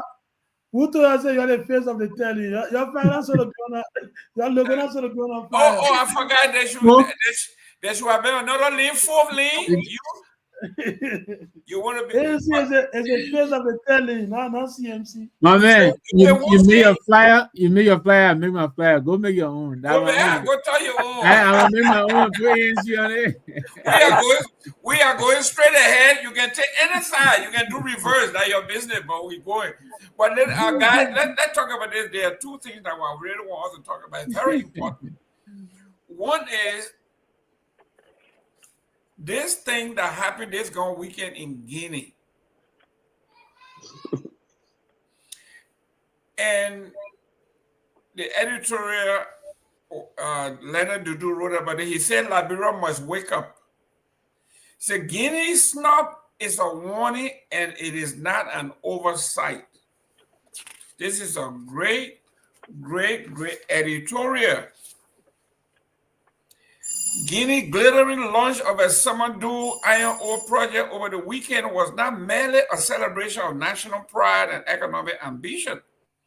It was a geopolitical declaration, one that left Liberia standing conspicuously outside the gates. A Chinese official, regional leaders, and global mining giant gathered in Myean for a ceremony billed as Africa's next industrial leap. Liberia, Guinea's closest neighbor, historically mining corridor, was nowhere to be seen on the guest list. This was not a diplomatic forgetfulness. This was a deliberate message that Guinea is charting an independent mineral future, and Liberia is not part of that plan. For decades, Liberia has been the primary export route for ore from the Nima Mountain Range. It hosts the only operational heavy hauling railway in the part of West Africa, the Yekepa-Buchanan line. It is the corridor that U.S.-based Ivanhoe aims to utilize for exporting ore from Guinea, from the Guinea side of the border to Liberia through to Buchanan. But in Conakry, the silence is deafening. Guinea has given no rating approval, none, to allow HPL to move Guinea or through Liberia. And while Liberia government moves confidently towards ratifying the 25-year railway, Guinea has not acquiesced. A contradiction, though. That contradiction should be troubling and should trouble every policymaker in the Republic of Liberia. Guinea's grand ceremonies, its militant rhetoric of sovereignty, and its calculated guest lists, absent of Liberia, point to one conclusion: Guinea is not dependent on Liberia and it does not intend to be. If anything, Guinea appears ready to challenge Liberia's long-standing logistical advantage in that region. Yet, Liberia leadership is moving ahead with this, the rich development, national development policy based on the assumption that are no longer accurate, they are in the past. So Liberia is stuck in 1959 when Lamco came to Liberia. Their policy is based on assumption, not facts, not logic, not the economy, Now the future forecast. So China, Cote d'Ivoire, Ivory Coast, Ghana, Paul Kagame was there. Everybody was there to launch, and Liberia didn't get an invite. Mr. Nagbe, this is disrespect at the highest level. What do you think? Do you think these guys are? You think they are up to task to do geopolitical maneuvering? Because this is heavy. Yeah, Jerome, they say necessity is the mother of all invention, right? The argument has always been that it is cost prohibitive for the Guineans, right?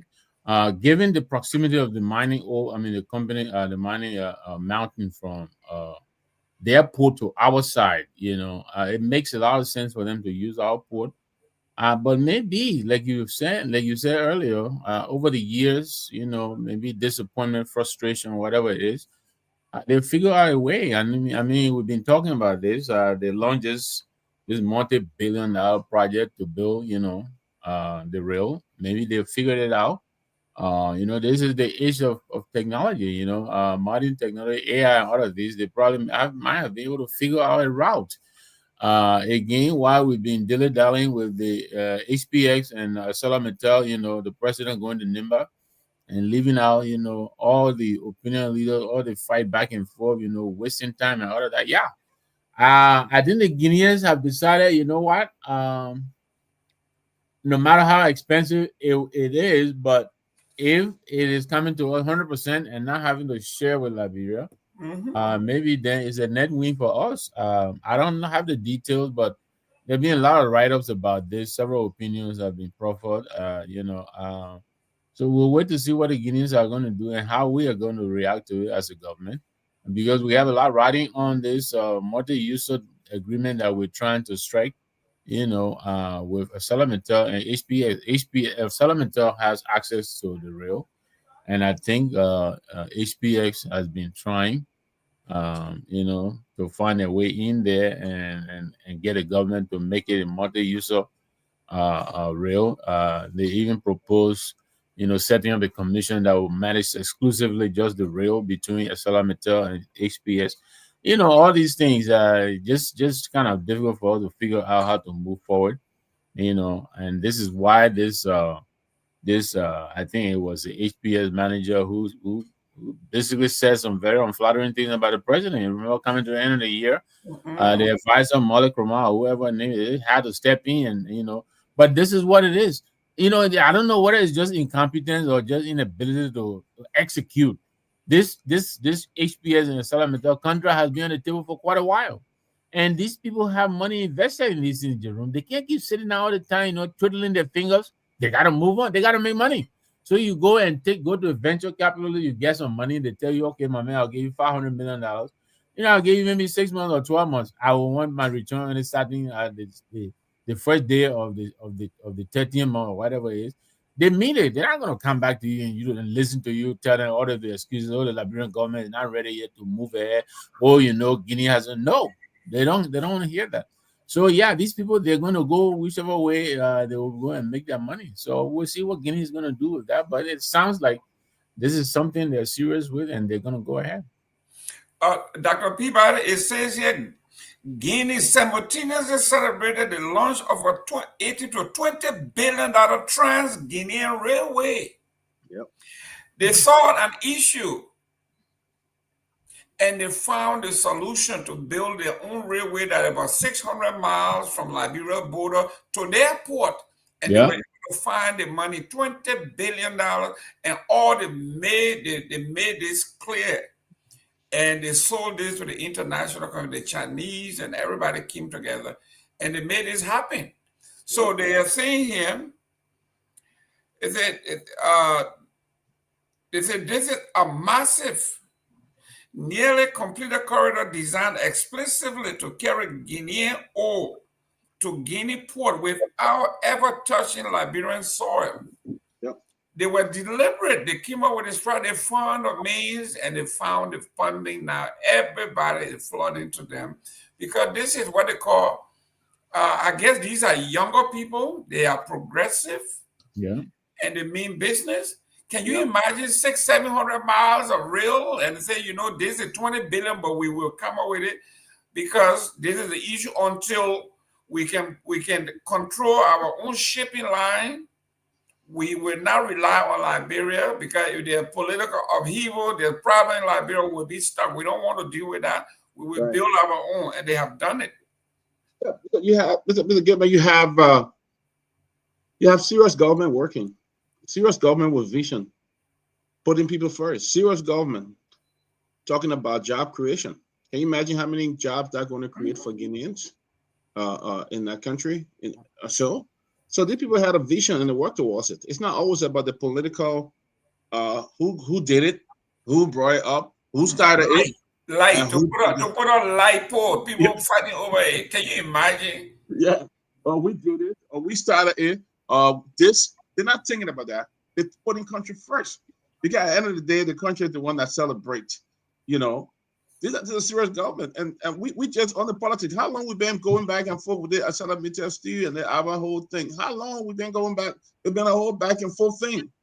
1 minute they plan to sign the contract, 1 minute they're not going to do it, 1 minute they're doing that. It has become all political. And in the meantime, these people are moving forward. They are putting the people first. They are seeing the vision. That why are we going to rely on Liberia? Dombuya is doing his thing. Why we rely on Liberia? That's fighting every day. They can't even make their own decision. We can't do that. In the long term, it's not going to benefit us. You're talking about young people, like you said, Mr. Gayman, who are thinking above, who are thinking way ahead. And you have other people here talking about who the first signed the contract, who first started the rule, who first did the meeting. And when you put one picture of the counter, for another picture, also the other portion of this. I mean, you're talking about serious government working for the people. We're not talking about what's going on in our country. Our country it's just the politics have taken over the vision of the people, to the leaders. It's just politics and politics, hatefulness, they're hating each other, they're going back at each other all day. And that's what we see in our country. And what about Guinea? So you know what? Forget about that. They ain't ready yet. They're very unserious. We moving forward. That's what we see there. Victor, a few years ago, Guinea was the laughing stock. Liberia would laugh at Guinea, but I think you were not shocked when Mr. Torgbean came on here and said that he lived in Conakry and married a Guinean girl, and said the development in the last 20 years in Guinea, he said, it is unbelievable. He said it was like a quantum leap. And then when you hear something like this, we are fighting over $1 billion for the entire budget. These guys are talking about 20 billion just for their rail. 20 billion US. Right. Yeah. Yeah. And not to cut you off, but we heard Liberians are now going to Guinea for medical treatment. I didn't know about it until somebody died recently, I think 2 days ago, but he was in a terrible condition when they took him to Guinea, and it was too late that he died there. And somebody said the headline was that he died abroad. And the Liberian people began to fight over the word abroad. If he didn't go to America, then he didn't go abroad. Yeah, he didn't go abroad. So I posted the definition of abroad. Anything outside of your borders. If you can get that, I don't know. But yeah, you know that in Liberia, we define eating Liberia to mean rice. If you haven't eaten rice, then you haven't eaten, right? Then you have not eaten at all. We have our own definition of things. For so abroad means America. Yes. But yeah, you remember Jerome, Peabody, then young people. They I remember the OU days, and the fight for liberation. Secretary, all of these people, they fought to keep their resources. Secretary, remember, I'd rather die in freedom than be rich in slavery, something like that. When the French were pulling out with stories of they taking even the toilets and things that they have brought, and Secretary kicked them out. But now it looks like there's a new breed of leaders on the West Coast. You're talking about Mali, you're talking about Niger, you're talking about Chad, they're all over the place. And they are purging all kinds of unities among them, and they're doing the best we can. Burkina Faso, this boy what the place name, Upper Volta, or what the place now, what do we call it? Used to be Upper Volta, the one in Ouagadougou, Cyril's best friend Toure. What's his first name? Ibrahim Toure. Yes. Yeah, exactly. Burkina Faso. Burkina Faso. Thank you. So these children, they're now saying, you know what? Yeah, our forerunners here, they try to bro, right? Maybe what's the use of this if they're not gonna help the country? So they're opening up, I think it was in Guinea, this guy, he called for all of the mining document, all the contracts. Everything. Exactly. And he said we're gonna review everything. If your contract is not in the interest of the poor, we'll void it. And you can sue whatever you want to do. So yeah, I won't be surprised when Guinea has already surpassed Liberia. People going to, and they become medical tourists in Guinea. That's not impossible to imagine. So yeah, this Simandou iron ore project you're talking about is estimated worth over $20 billion. So maybe they figure out that they can contract it out for the first $320 billion. After that, there will be what do we call royalty and other things that will come out of it. That actually will be worth the contract. So they decided, okay, instead of looking to Liberia and trying to wait for the cheap window that may never come, let's look at the alternative. And so now they bring in, like you said, the Chinese. You said, we all hear what Kagame is doing in Rwanda. Seleke will tell us, so they figured out how to unlock these things and make the West Africa look like just the West that we all keep coming to and going to. So maybe Kagame and others have said, you know what, Guinea, we'll unlock, we'll unlock the mystery for you. We'll show you how to do it. And it will require a certain amount of sacrifice, but if you're serious and committed, it can be done. And that's what we've been waiting for and crying for in Liberia. That leader who will say, you know what, we need to make that sacrifice, and back down for 20 years, 10 years, 15 years, 5 years, whatever it would take. A small country like Liberia, you can go from Vonjama all the way to Hapo. In one day, if the road is good, why can't we develop that little country? It's not going to take trillions or, so many billions, but we need a commitment, the will, the leadership. That is what has eluded us for almost 200 years now. That is our problem. We haven't found that dear leader who will lead us to the promised land and unlock those riches that they're still there in Liberia. Liberia is still very rich. Dr. Peabody, when you and I were growing up, I think Victor too, we used to make fun of Ghana. Ghana used to come to Liberia to buy tissue, egg, and all of those things. Look, bread, everything. Now look at Guinea. We don't laugh at. Guinea is taking off, and we are we're not even standing still. We are regressing. We're going backward. Yeah.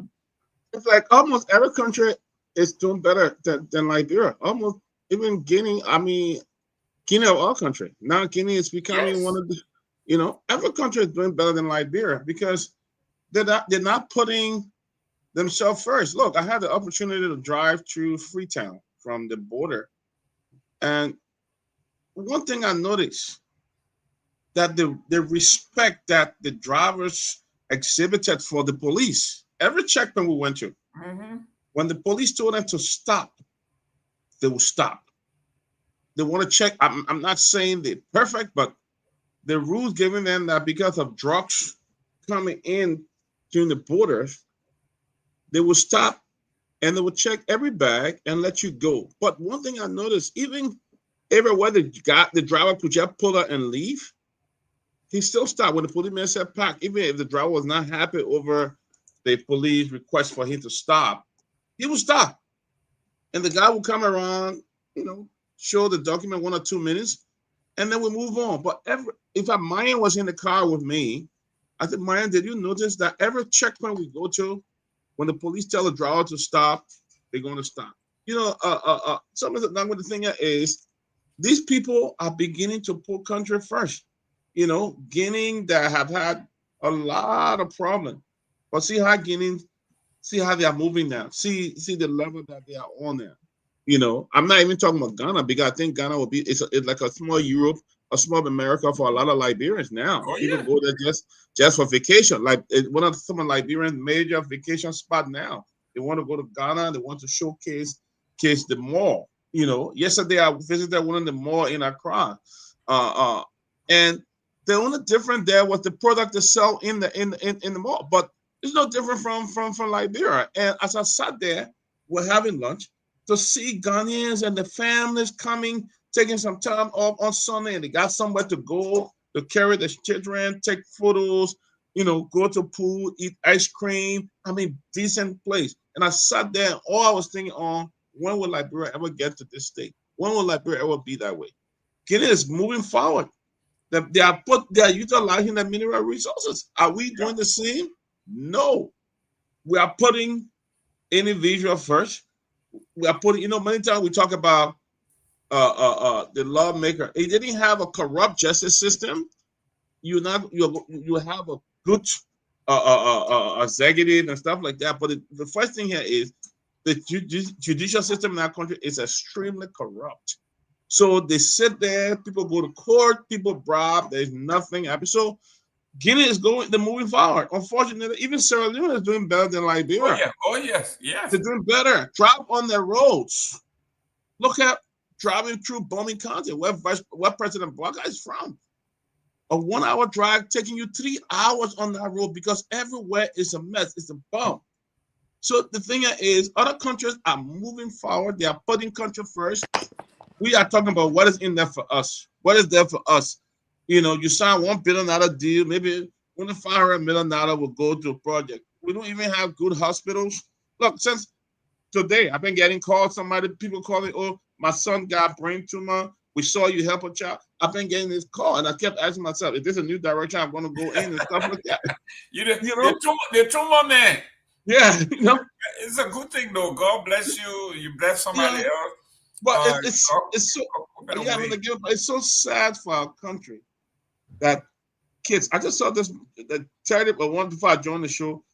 People flogging my inbox with kids having brain tumor, kid and nothing. They got nowhere to go. They got no help and stuff like that. What are we doing with our country? What are we doing with the resources we have to put into helping our hospital? JFK is the flaw. You go to JFK, it's by the grace and mercy of God that you survive there. It's a shame. It's a shame. Let me welcome Mr. Anthony Gates Sr. How you doing, Chief? I'm doing okay. Good evening to you guys. And I've been very busy of late. I've not had a chance to come out. You can make it. You didn't make it. That's fine. Everybody is busy here. So we understand. You got to pay the bill. Are you at work?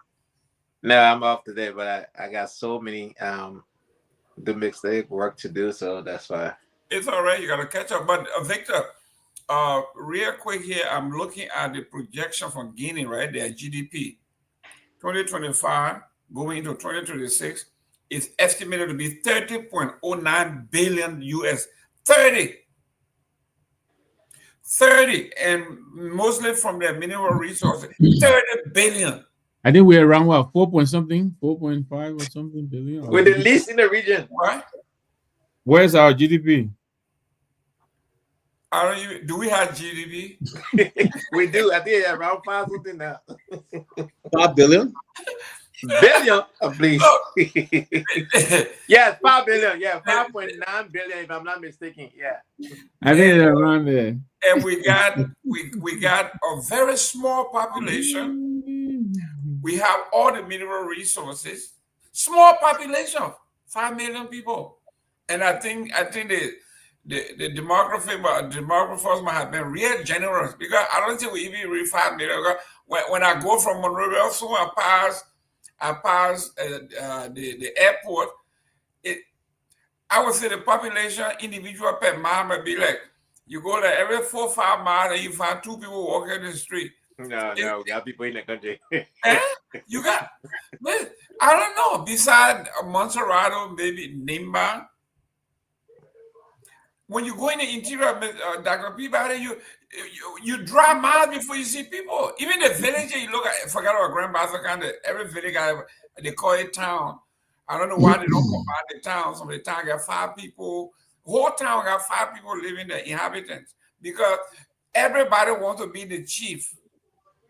They don't want to combine. So you go there and see this now. Former President Ellen Johnson said, he said, we are not poor, we are just poorly managed, and she was going to do something about it. And look what happened on her. And then the man that she brought into the government to train, she trained him very well, Black guy. Black guy took a page, maybe now a page, Black guy took the whole book from Ellen and ran with it. Now look what's happening here. They said $2 billion, we got $1.2 billion for the first time. Everybody happy. Then, when this is why Mr. Tawo, when he's talking sometimes, I like to listen to him. Maybe 6 months ago, he said, Mr. Gayman, we can even raise our budget to $10 billion. It doesn't matter. The more money you raise, the more money they will steal. And he was right on target this time again.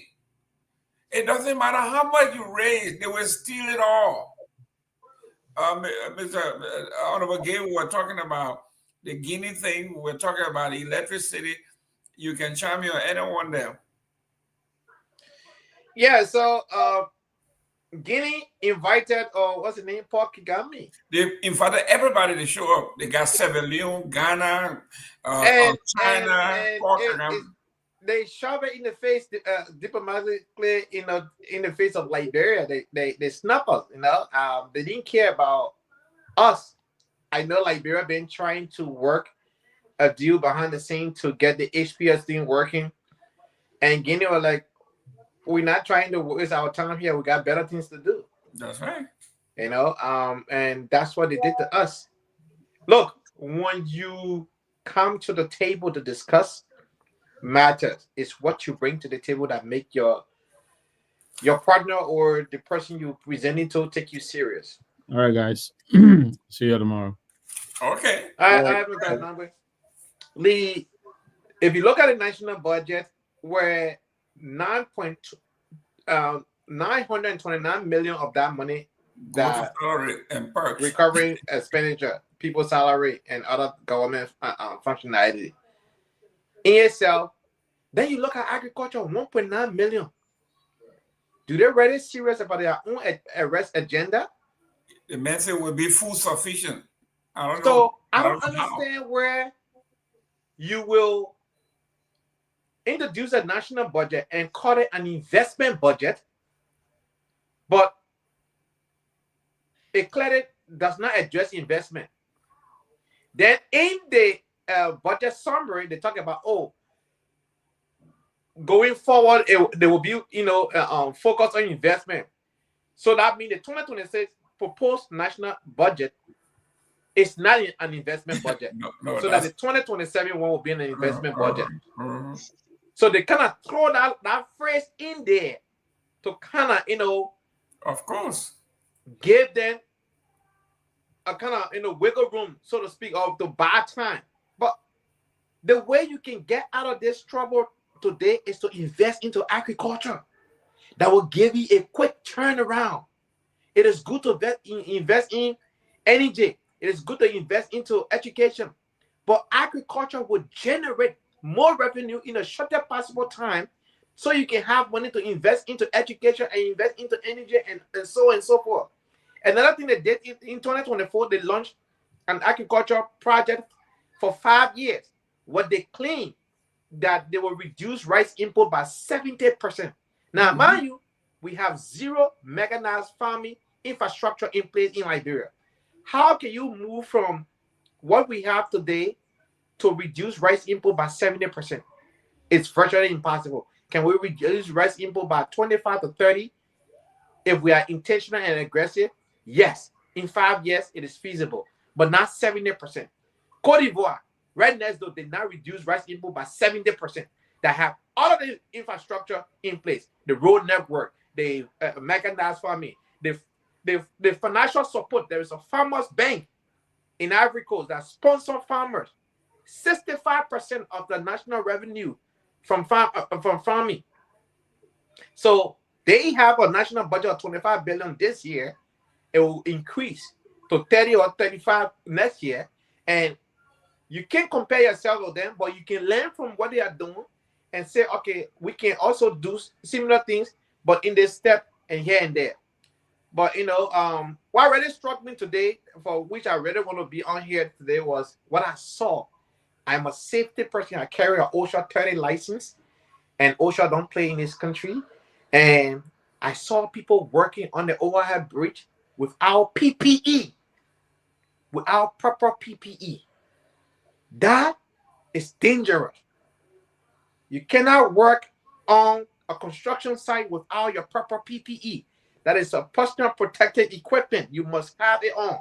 Your steel-toe boots, your safety glasses, your vest, and every other PPE that come with the requirement of that is required for that particular task that you are performing, right? Your gloves and all of those things.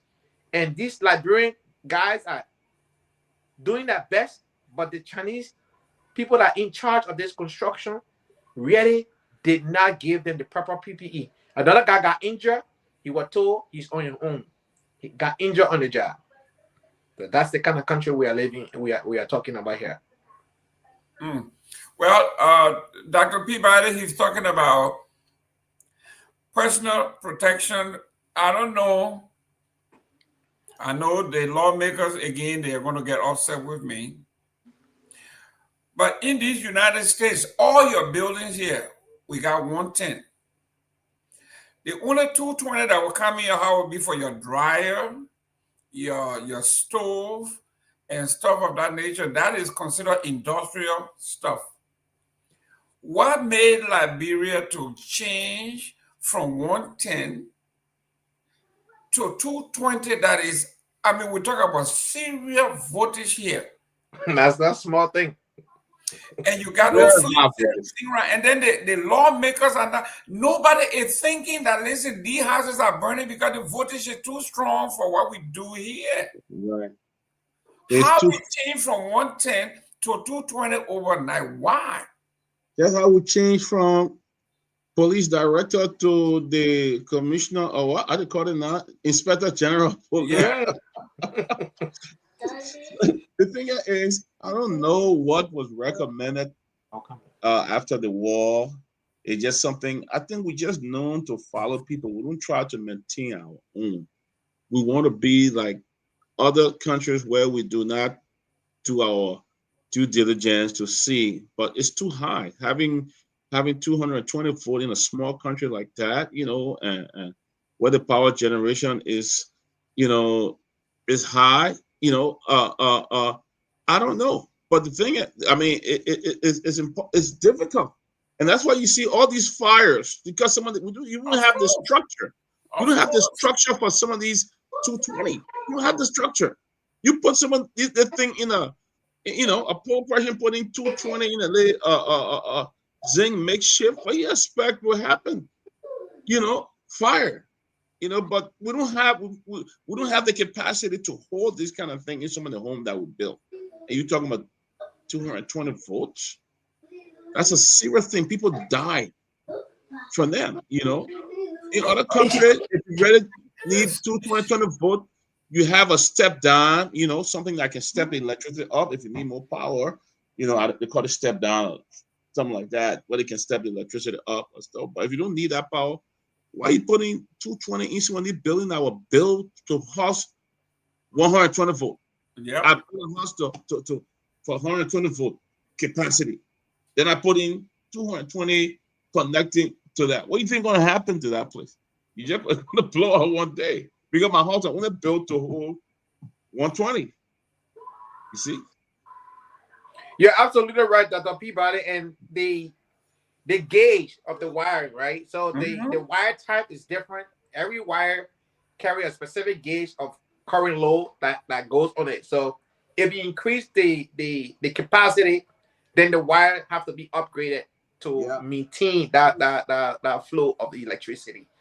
And another thing also people do is they buy cheap wiring. They just go and buy any kind of wire, and they think that electrical wire they can get connected, right? It has to. I don't know if they have a regulatory body in Liberia that makes sure that these wiring are of good quality and they pass the regulations. Here in America, you have to meet the NEC, which is the National Electric Code. It has to meet that requirement. And then if you're doing anything outside, you got to meet the FCC, the Federal Communication Commission requirement. It has to meet those things. So I don't know what sort of regulatory body that we have that regulate these things. But here, if you work in this field, you would definitely have to make sure that you follow the proper regulation. I don't think those regulations are followed in Liberia. I was in Liberia and I saw wiring. I was like, this is a hot mess. This is a disaster, pending to happen, right? You see the wiring that's exposed and tangled around, and they found this big, kind of something we guess called a spaghetti, just messy everywhere. At least here, I don't know, they're not doing a proper, work out there, because another thing, they bring the transformer to the community and people tap into it directly without a power meter. And I don't know, do they have a team that goes around on a monthly basis to make sure that these regulations are put in place, kind of thing. I mean, people have to be responsible because fire can happen to anybody. It doesn't matter whether you're rich or poor or whatnot, the circumstances. If the wiring are not properly installed, you're definitely going to have a fire. And if you don't have a rapid response team to come there and put up the fire, you will have a lot of damages all the time. And human life will be involved because electricity is very fast. It does not play. And I'm not an electrician, but my line of work required that I learn about electricity and understand the flow of electricity very well. And so that's why I have an idea. Another country in Florida here, we all have something they call power surge protector, right? Yep. Yes. Just in case the light go when it comes, because when the power comes back, it comes with force. You have to have a surge protector. And that's one thing. Just imagine when light go all the time in Monroe, the flip flop, right? Yep.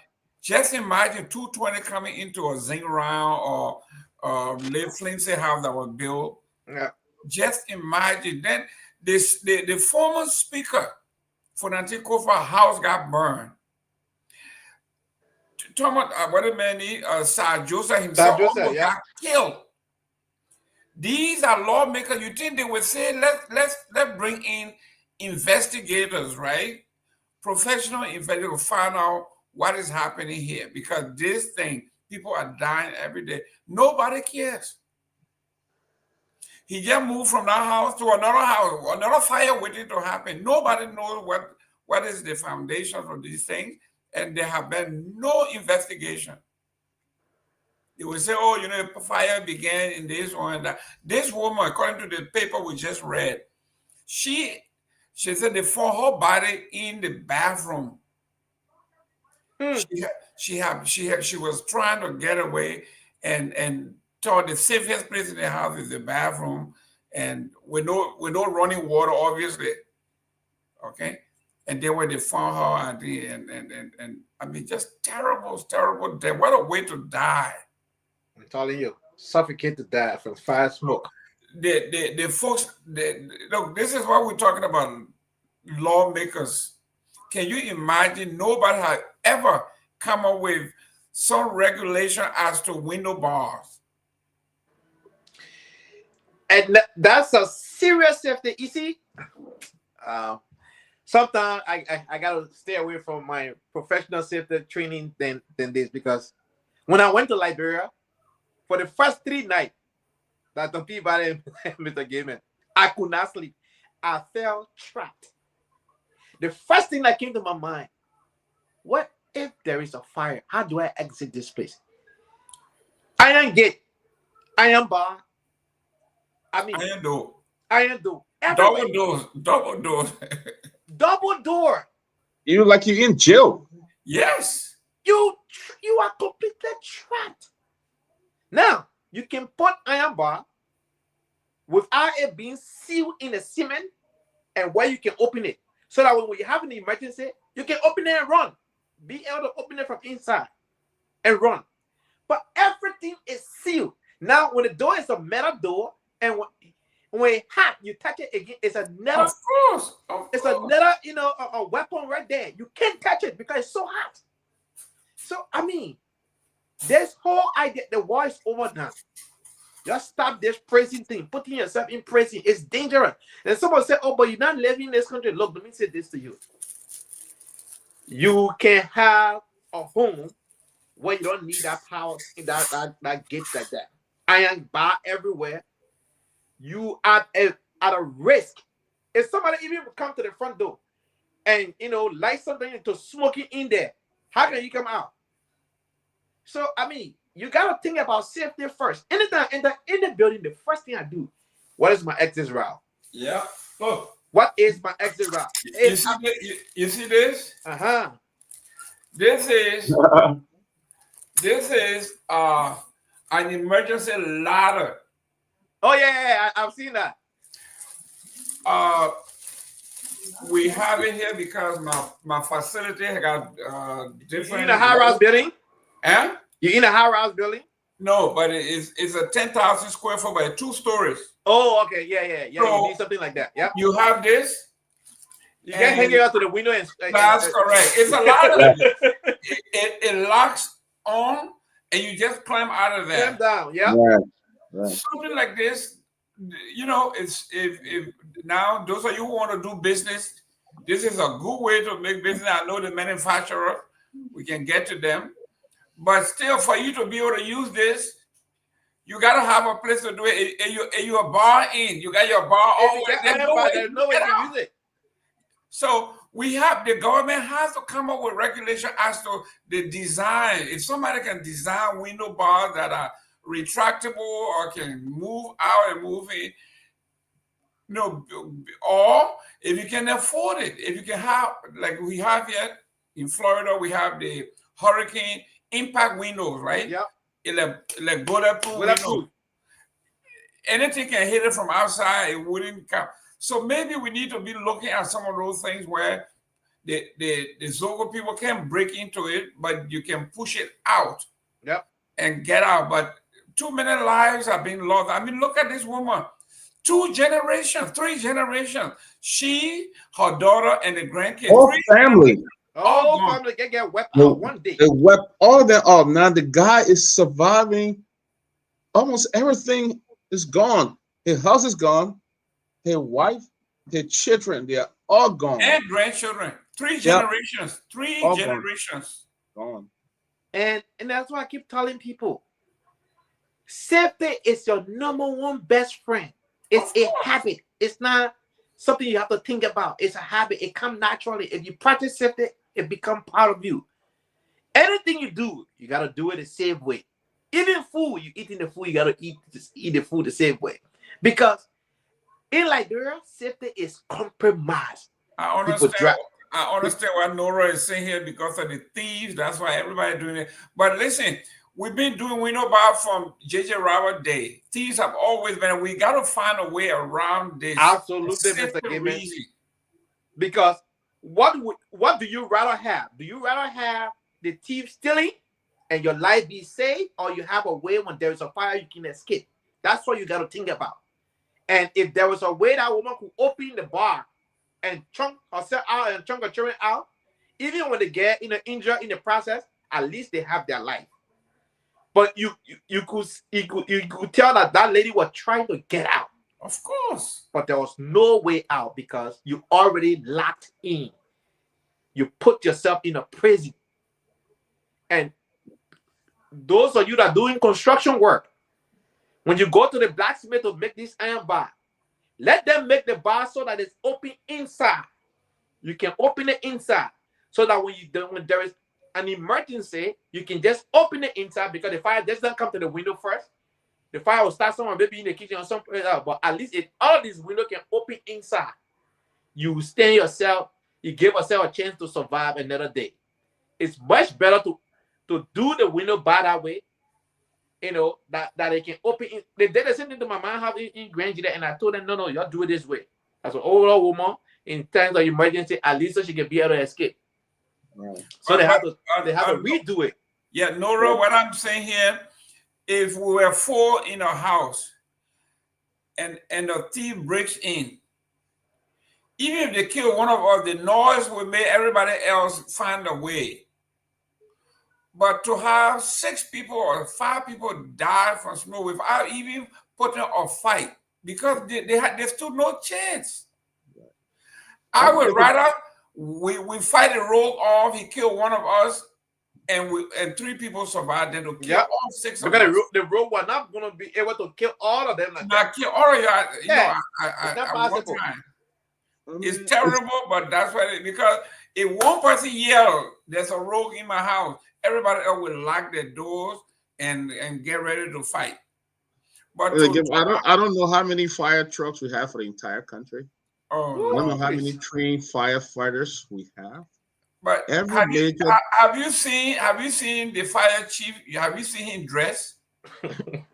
I saw dressing for you, the last time we saw him on TV, and I think somebody mentioned it here, the man was wearing his purple suit looking nice, and he walked just like those guys that work at public works, right? They're supposed to be engineers. How will you be civil servant? How do you call the people who do civil engineer? Civil engineer. You are a civil engineer. You should be building bridges with your hard hat, your vest, and your shoes, your glasses.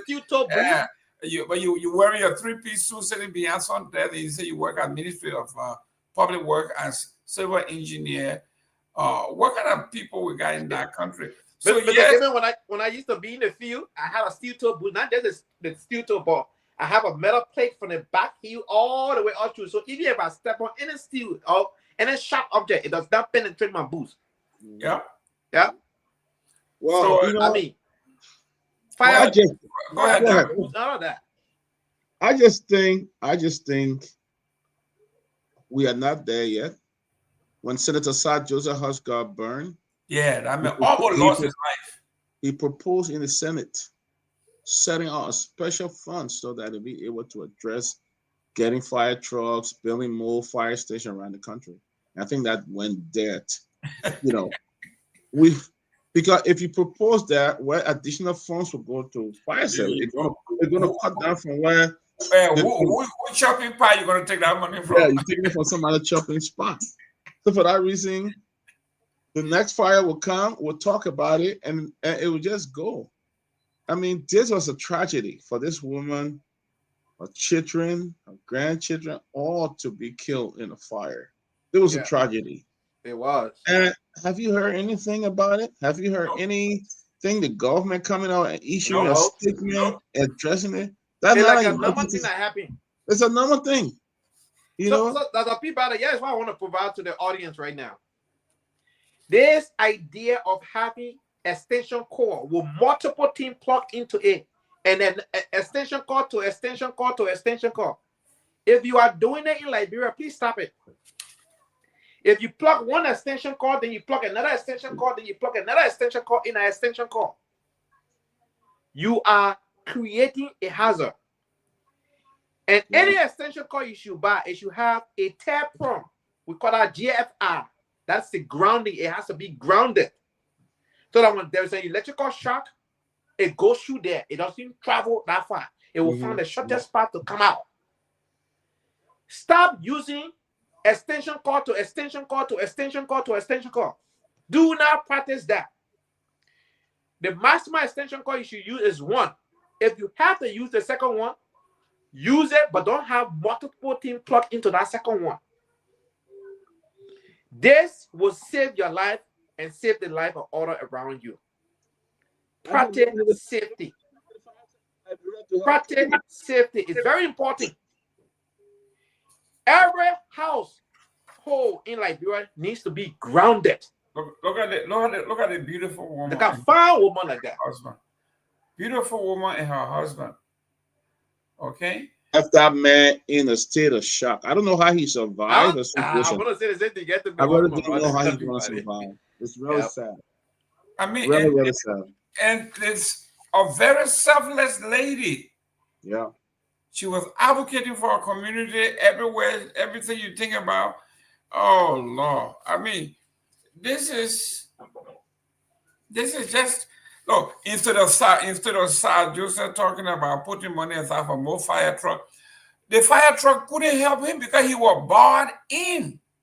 What they should be doing is talking about legislation to regulate to redesign the building, to say we're going to redesign the building because of this. This is how it should be done. Fire truck is a last resort. It's a 50-50 because if take for a place, nothing against the people that live in Old Road, right? But if there should be a fire in Old Road today, how do you get the truck to one house? Because when somebody open that door is being opened to another person push.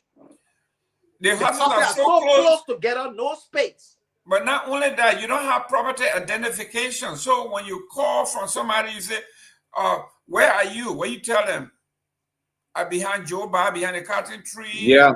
Tell me about it. Before they get to you, you are dead because we don't have property identification. These are things that civilized people do.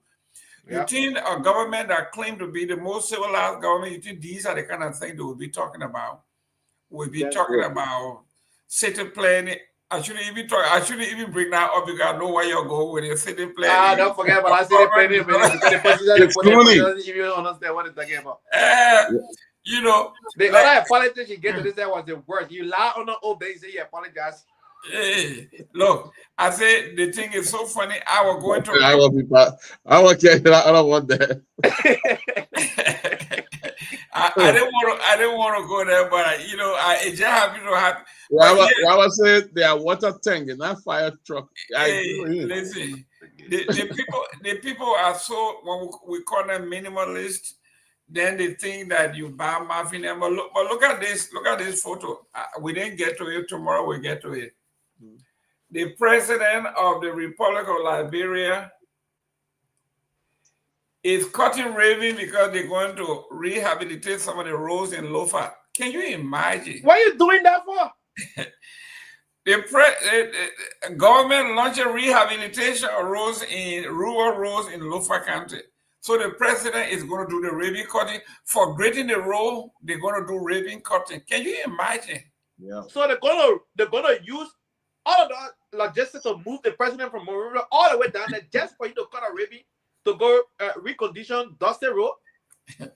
So the money they will spend that very day for the president to go to Lufa and come back, it can be put into education.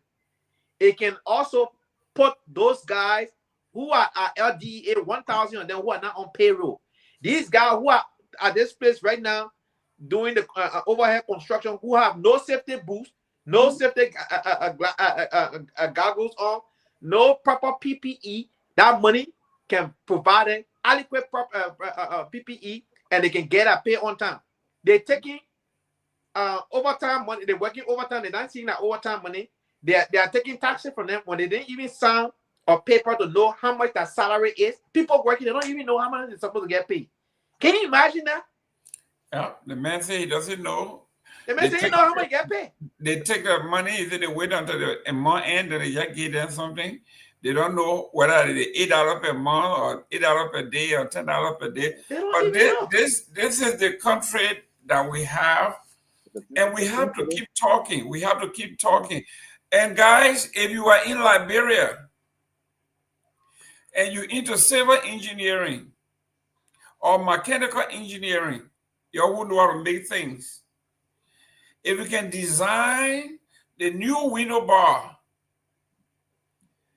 that can open inside, you even get a little lock there with a key hanging, you open it and push it out, or any other way that you can make it, you will become an instant millionaire in the Republic. If you're into mechanical engineering, if you can design. That's the blacksmith, the man guy doing the wedding. You can wear and do wedding stuff. That's it. If you can do that, you will make money. Because there are too many people losing their lives to this kind of stuff. Because smoke kills you faster than the fire itself. Absolutely. Absolutely. But the thing is, like Robert said, the fire truck come and they still have to look for water to put in the truck or have to look for water. They can't check it out, then go get water. Because they don't have a fire hydrant. That's correct. Yes. They're supposed to have fire hydrant to every mile or every quarter of a mile, a fire hydrant. Right. So I don't know if the new, Deputy Minister of Urban Affairs understand how far each fire hydrant has to be in the city. You remember one time, Darrell Diller and Mo Ali, they installed one fire hydrant somewhere, and they called a press conference. They did a dedication for just one fire hydrant. And they forced it. There's no water to go into that fire hydrant anymore, and you don't even know. But this is what we have. I think we are playing government. We say play thing. They are playing government because there is no way. Anthony Gay will make you president today. There's nothing you will be able to do because there's no money left for self-investment to invest in human capital development, infrastructure development. 280 million to compare to 900 million for salaries and perks. Right. Compare that. The individuals are making more money than the entire nation. Mm-hmm. But you ever say irony here, right? Look at what they did. So they agreed that they reached 1.2 billion. A solid metal steel operation got extended to 25 additional years, right? In that deal is 500 million, but 200 million upfront. Instead of them taking money from that 200 million to purchase the yellow machine that have been a whole saga, they are now going to Echo Bank to take a loan to buy the yellow machine. And of all the loans that Liberia have been taking post-war Liberia, we have never taken a loan from IMF or the World Bank that reached 5% interest rate. It has been from 0 to 2 or from 1% to 3%. It has never even hit 5%. You just went to a bank to take. Hey, Mr. Big Daddy, this is a family show. Don't run the kids away. Hey, man, we all know this. Yeah. We all know this. That's why if you notice, I keep muting. Yes, sorry. No, you good. You are a good father. Yeah. So what I was saying here is that they have a money instead of them using the money, then they're taking additional loan. You know what is the emergency here for us to get 285 yellow machine when you already have 200 million? Take that money, purchase it up front, and get your machine in the country. But no, they are taking the money and putting in what additional 100 million to road construction, and I think the other 100 million they're going to split it into two. One goes to energy, and the other one I don't know what else. But what sense does it make for you to take extra 21 million at an interest rate of 8%, and the timeline is so short, 3 years? So now you have a tight budget that you already have the huge recurring expenditure. Now you have to be paying back with interest rate to the bank. And what are you going to do? Yeah. Well, I don't know who his academic advisor, who they sitting in the room making the kind of decision, but these guys are not thinking at all. But if you took the 200 million and just invested, okay, whether in bonds, stocks, if you invested 200 million, do you know how much you will get back in interest over a long period of time for your country?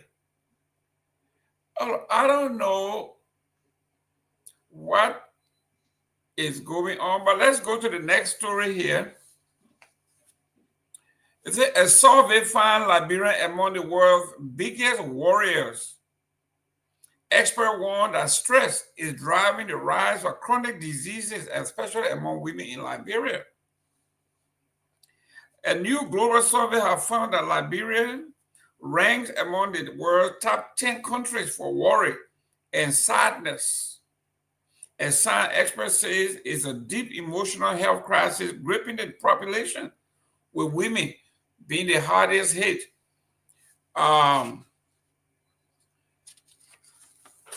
It says here, the emotional burden of the nation that cause physical exhaustion and chronic diseases are bear mostly by the women. The government mental health chief warns, even the chief, the mental health person, agree that Liberia is there. It said for the past 3 years, the 40-year-old single mother had crushed rocks to feed her 2 children. Her hands are blistered, her back aches, and her mind never rests. And she told the surveyor, when you get children and nobody to help you, as a single parent, it can stress you up. She said, if you not get nobody, the Liberian colloquial, food to give your children, then at the end of the day, you will worry about it. I came down with pressure. The doctor advised me not to stop taking that medicine. It worries me, but nothing else I can do. The economy is not good. Then they turned to Myean. She's 60. She says she's overwhelmed with worry day and night. The economy, obviously, they got no food, got nowhere to turn. My colleague is not alone. Across Liberia, thousands of women are quietly battling a wave of emotional distress that experts say is now one of the country's most urgent but unseen public health crisis. A recent State of the World Emotional Health Report ranked Liberia among the world's top 10 countries for worry and sadness. Doctor, I don't have to tell you this because this is in your range. You see them every day. Yep. People are so sad. If a mother can break rock until her hand is blistered. Yeah, it is. I haven't doubt that report because a lot of the people are stressed. You see them, they look stressed, they look worried. Everybody that I encounter in Liberia, I see them, they either worried, they're so stressful. They're worried, they don't know what the next meal will come from. They're worried, they don't know how to pay their children's school fee. They're worried that they've been going back and forth, young and old. They've been, the universities, just recently, I think the AMAU graduated, I think the AMAU graduated, Melody University graduated hundreds of students. Most of the children are worried they're not going to have a job. After the parents struggle, sell food, sell different things in the market, they'll pay the school fee and they're celebrating that a child is walking out with a degree. A lot of the children will not have an opportunity to work. They will not even work in the discipline. Only the few lucky ones will do it. Are those who continue to go after and beg and do everything just to get a job. So a lot of the parents, people worry in the market, people worry. Everybody that come to you, you can see that coming to you and asking for help, you can see the stress in them. Real stress in them. Your friends, classmates, because the needs are high and it's impossible. Jobs are not available like that. Sometimes it's not on a meritorious basis. It's based on who knows you or what. Young girls will be abused because people want to hire them and stuff like that. But that report is very, very true because majority of Liberians, maybe 60%, are suffering from stress. They're worried. They look stressed every day, and that's why we see those deaths. People just fall off and die in that country. And most time, that pressure, they don't even know they have pressure. They don't even know that the sugar is running high. They don't even know they have a diabetes and thing. And, they're just stressed. So you get home, you hardly have a good place to lay your head. Then the children need food. Then this happening. So, I want to say this and say that. But I visited the Capitol building in Liberia, and I saw how many people would sit to a senator door, a representative door, to beg for help. Either they're sick, either they want money to go to school. So it's just a stressful culture. I don't know how to do it, but basic health care, basic things that will help our people. Opening some kind of food bank where people in different areas can go there and get live food, to feed their family on a monthly basis. We can do that. We have the opportunity. Maybe local town food bank, or empower those churches that are very serious about helping people. Empower churches and things where people can go there and get just the basic things like food to eat. Educate them on the health, on what pressure is and what high sugar is, rather than saying you go in the bush to some country doctor to help you do this and solve your problem. So as I said, I don't see us getting there in the next 20 years. I don't see that. Oh, Lord. Mr. Gay, Anthony Gay, we talked about this a couple of weeks ago. When you go to Liberia and see guys that you went to school with, guys that are even younger than you, that they look old. When you see them, they look old. Yeah. This lady said, more women suffer from anxiety and depression than men in Liberia.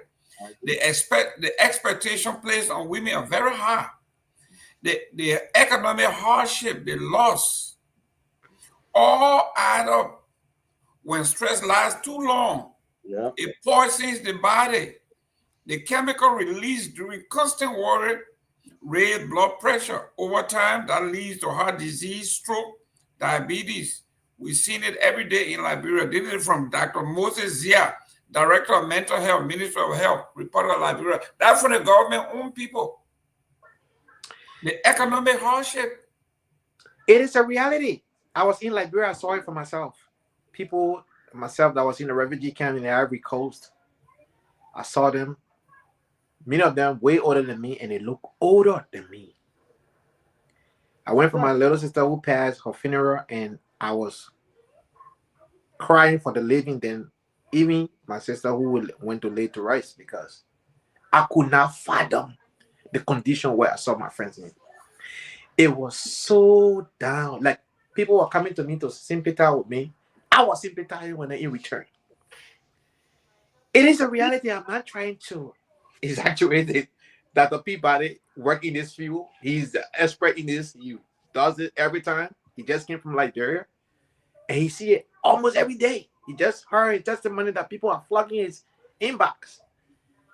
So yes, it is a reality in our country that many people take for granted.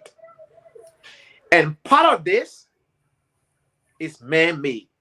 It's created by our lawmakers and most of the government officials. It is that way of keeping the people down so that they can remain in power, so that when election time comes around, instead of back then they used to give 125 kg bag of rice. Now, 125 kg bag of rice is for 10 people. They open up the bag of rice and take a cup and start dividing it over a few cups right here and there entire and give it to people. That's what they get. Back then, they used 2005, 2011, they were giving a 25 kg bag of rice. The high 25 kg bag of rice got popular because the 50 kg was just too much of a rice to give to the one person. So they started introducing 25 kg bag of rice. Before the war, we didn't have that 25 kg bag of rice in Liberia, right? And so these politicians came up with a way to suppress our people so they can stay in power. And then when they realized that people in the diaspora start coming together, bringing people and supporting people back home to win an election, 2024, they launched this quote-unquote legislative project thing. 100,000 for each lawmaker, for each representative, 150,000 for each senator. Because of the budget recast this year, because what's the name? USAID pulled away from Liberia and said no more USAID in funding like in Liberia. The government was short $51 million. So they recast the budget. So senator, instead of them getting 150,000, they got $75,000 each. They got their money. So this is a way to say, oh, they're doing something in the Liberia district for the constituent, so they can remain in power. Another wicked designed to suppress the people. That's what poverty does to a man. It makes a person to not make rational decisions because they are poor. The man who getting a cup of rice yesterday, and another person getting 2 cups of rice today, that man are getting 2 cups of rice today is their God, and then the men are getting the cup of rice yesterday. So they create this condition. Look, and as much as I agree with everything 95% of what the people said, here's why I disagree. Liberia can walk away from this if we have the rightful leader who put the people first. Because in Liberia, to create income for a person, it's not that hard. If the government invests into agriculture, they will do 3 things right off the bat. They will create employment. They will also address food security in the country, and people living conditions will improve. Because you wake up in the morning, you're hungry, you don't have it. Then you hope by 12 o'clock something will happen. It did not happen. Then you hope around 4 or 5 o'clock you get something. Maybe around 6, you got a few cups of rice, and you cook something like dry rice, you eat it. Tomorrow is not promised. You going through it. That's why the women worry, because a man can care less if the children eat or not. Not a woman. I saw my mother in the refugee camp that she would say, y'all eat, and she will go hungry. That's why I promised myself, I said, the way in America, unless I know that I have a money in Africa, that the only way my mom will go hungry. Because what we went through in refugee camp in Africa, set as a reminder at the back of my mind, I said, my mom will not go through their hardship again. So imagine we were in a foreign land. And I can tell you another thing. Most of our people who live in Africa, they were living 10 times better in refugee camp than they are living today in Liberia. Because I spoke to some of them. They live 10 times better in the Ivory Coast than they are living today in their own country. And the reason being is because the wickedness of our lawmakers and our government officials. They designed, look at agriculture, 1.9 million. And look at all the other places where they put money. You think the people in Liberia, they are lazy? Put money in the hands of the farmer and see if they don't go to work. That's the reason why our people are suffering. They have refused to invest in agriculture that will create job opportunity for the people, address the food insecurity issue, and give the people a decent living condition. Now, I'm going to close with this. If a guy who teaches G. David Gibson how to leave from Kamara to go to work every day, he will pay at least $150 one way, $300 round trip. He has to eat. Anke Aston J is the cheaper lababido, the kobo, that $250. He had to get 1 bag of water to drink. That's $300. He just spent $600 of his money right there. He makes only $150 US a month. Now, if he has to leave money home, if he leave $500 Liberian home, it can't cook no good soup. The women who are listening to me right now, they can tell. It can't cook good soup. If he leave $1,000 Liberian home, then the money will not reach to the end of the month. He will fall short. Tell me, how do you expect that teacher to survive, or that police officer, or that healthcare worker? That is the condition that this government and the other government and the lawmaker have put our people through. They created this, and that's the reason why a living wage of $300 to $400 US that Mr. Kwame is proposing will help many Liberians off the back. Not because they did anything for him, but because it's a money that can make them at least have a breathing room and live a better life. But that man working $150, he is more stressed than not even having a job, because he knows he's working. He putting in effort. He's doing everything he has to do. But guess what? The government is suppressing this brother or that sister or that uncle or that auntie. That is the reason why I'm blaming this government, Mr. Gayman and Dr. Peabody. Well, what we are seeing here, I don't know, when people become immune to something, to evil, Because like Dr. Peabody said, when you go over there and you find a gentleman that you went to school with and has a family, a well-respected person, coming to you to ask you for $5, you know that he's at his wit's end. For him to go to another man and say, "My man, please give me $5. Let me feed my children." A respectable person that you know. Sometimes you get to the point where you say, "You know what? I gotta go back. Yep. I gotta go." Because you gave, and everything you have given. Right. The last time I came, even I didn't come. I came back with one pair of shoes. Everything they took away from me, down to the sneakers that I used to walk every morning. They took that from me too. Yep. So I told my wife, "You know what? I'm coming. I can get some more." I left everything there. Right. It needs too much, man. Overwhelming. The only reason these lawmakers they get immune to this when they leave that little office. Sometimes the people are waiting for them at the front. They go through the back. They go back into the big fences. They lock the gate, and it's like they live in their own fiefdom. They in that place, and when that gate is closed, they live like king. They don't care what happens outside. So they just running around in that one Monrovia. And like the papers say, the burden usually falls on the mothers. Most of them are young. Mm-hmm. And parents are so desperate. This is how their children get molested.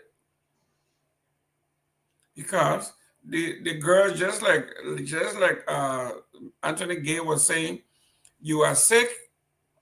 You don't want your parents to suffer to see them staying, being hungry all day. They got no food to eat. They got nothing to provide for the other children. And some funny-looking B-shot in the government that is 50 years older than you comes to you with few dollars. Yeah. And that's it. You go to Liberia and see so many people that call ministers and directors. You look at them, you scared. They look like savages. Yeah. And these are the people who are preying on our children. Yeah. Because life is hard. And they would do anything to bring home a few dollars to help their moms out, to help. So the women organizations in the country that's supposed to be out there to be talking and listen. This is a conspiracy against women. Mm-hmm. This is suppressing women. Yeah. And few of them get into power and they do even worse than the men. Yeah. So we in a country where I'm saying, we read it here 3 weeks ago, that Liberia's IQ, the general IQ was 45.07. That is the IQ of a retarded person. Right. So, I didn't want to say I was trying to stay away from it, so I didn't say that. You didn't want to say it. But I mean, it's sad. It's sad. So, no, and sometimes you go out there and you are talking about them, and they go under your thread and cussing you. Yeah. On behalf of the people who are abusing them. Yeah. But I got one good news though. Since we hosted Daniel Osano, he has not relapsed. I have not seen him cussing people like he used to. So it looks like look at the prayer we did here is working. He has mellow. I hope you can come back and tell us about the transformation that took place since he came on the show. Yeah, we have to. I mean, I have that. The only person he realized what he was doing was not right. Mm-hmm. He realized what he was doing was wrong. Yeah, but I want to take the platform, for bringing you on. Yes, we did the best we could. What's about your best friend, Mr. Fangong? Well, that's Peabody best friend because Peabody man. I understand he invited the guys to meet with him. Fagon is in a class by himself. I don't know what's wrong with these people. Like I say, when we leave this country and we go back, I can play something here real quick so you can look at it. But the deal he said is not a bad deal. Why he making that kind of comment at all? I want to understand that. Go invite him to LTS to come sit down behind the microphone. And you want me to be director general and take that nonsense? Something wrong with you. That is your red-hand man, Fagon. Fagon say, Abraham Gosson, we are friends. You're not welcome yet. I the one said it. I'm the director general here. But let's so and so yet now. Like Liberian people. You know, the program was not changed. I stop it with the power vested in me. That's right. And you are not welcome here, Abraham Gosson Wheel. This microphone is not for idiots. But listen now, let me talk to him, right? If Abraham Gosson wouldn't go on that show, Fagon will be fired. That's it. The first thing they'll say, he brought his man here to come and call the president. That's right. Fagon protecting his job. He said, I'm stupid, I can't bring the man here, and people hear him talking. They fire me. Yeah, but it's against the Constitution, though. The Constitution says even your opponent should have access to the state radio. Who care about Constitution? I the boy know. He's talking about law that people don't practice. You know? You're right, Mr. Gayman, because the people feel that rule of law twice now, and rule of law is part of that pillow. Oh, sit on there. I got to bring the mayor and they can fire me over job. They can fire me because everybody will get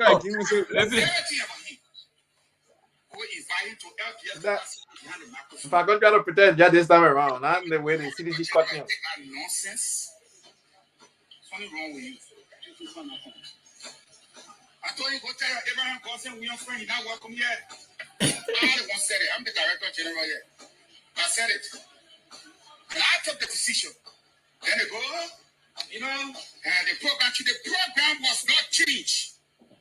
I stop it with the power vested in me. Thank you. And you are not welcome here, Abraham Gosson Wheel. This microphone is not for idiots. Abraham Gosson Wheel, you got problem with this man. The man said, you want to cost the president? The man said, you want to cost the president? He's going to let you happy. Hey, you ain't going there. I think my ticket to the bank. Yeah. Anthony, the man said you can take that to the bank. He said, by the power vested in me. So someone asked you, who vested the power? Joseph Baga. But, you know, on the other hand, I think Fagon had the point because CDC cuts Fagon and Fagon not ready to be let go at that time. So this time around, be like, nope, I will protect my job, whatever it takes to protect my job.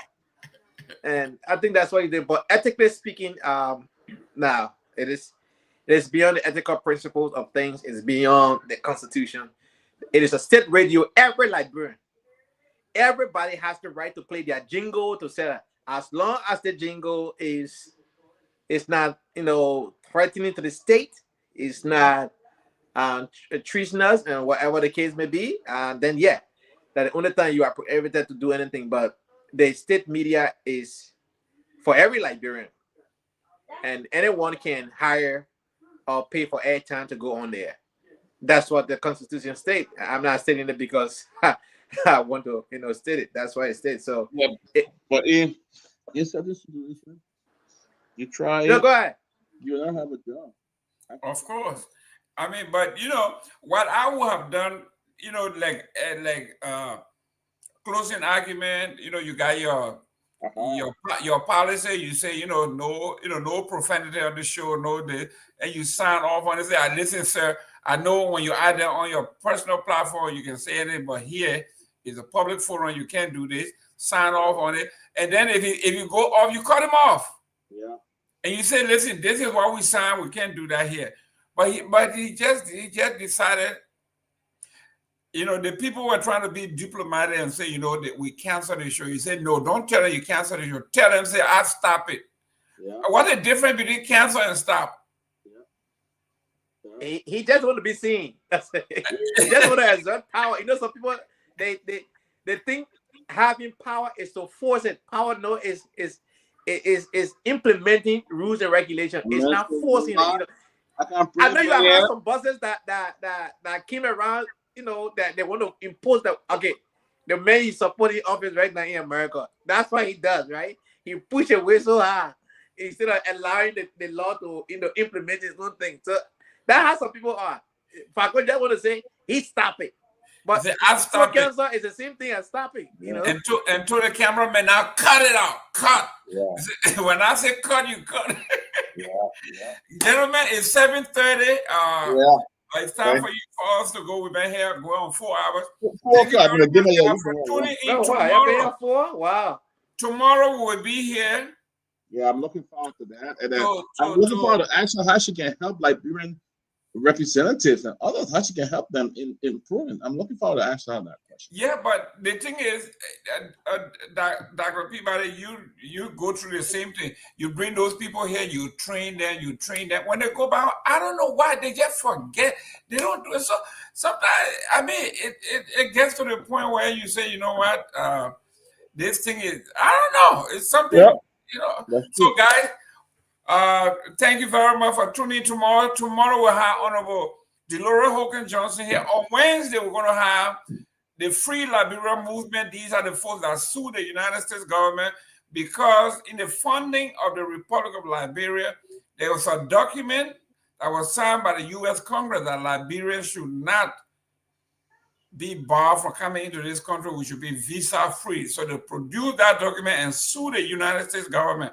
They're coming here to talk about that. Then on Friday, Tavi and some Liberian experts will be discussing cybersecurity from the professional standpoint. On Friday, cybersecurity, Tavi and other Liberians that are specially trained with their credential in cybersecurity will be here. So this week is full. We want you to be a part of it. Let's join and learn and hopefully what we learn, we can implement, take it to our home. Mr. Anthony Gay, your parting comment. Yeah, thank you, gentlemen, for the opportunity once again. Thank you to our followers and listeners. I want to say each and every night, to come here is a bit challenging sometimes for us, but yeah, every little time I have, I will show up. Look, Mr. Gayman, what really struck me today is seeing Liberians in their own country working for government and age treated. I don't want to use the S word, but it appears to be one. You can't put children in harm's way, especially working for government. Safety is a habit. You must practice safety every single day in your household, on your job, and everywhere you go, practice safety. Don't put children in harm's way doing construction work, high labor job, and they don't have the proper PPE, personal protective equipment. That's what it's called. And so people need to have it. It's not a choice, it's a must. You must have it. And when I saw the gentleman showing his, the scar on his leg, that he got injured on the job, and they say he has to, handle it himself, that was a disservice. The Ministry of Public Works and Labor need to take action. This young man deserves to be treated and be compensated for it. He got injured on the job.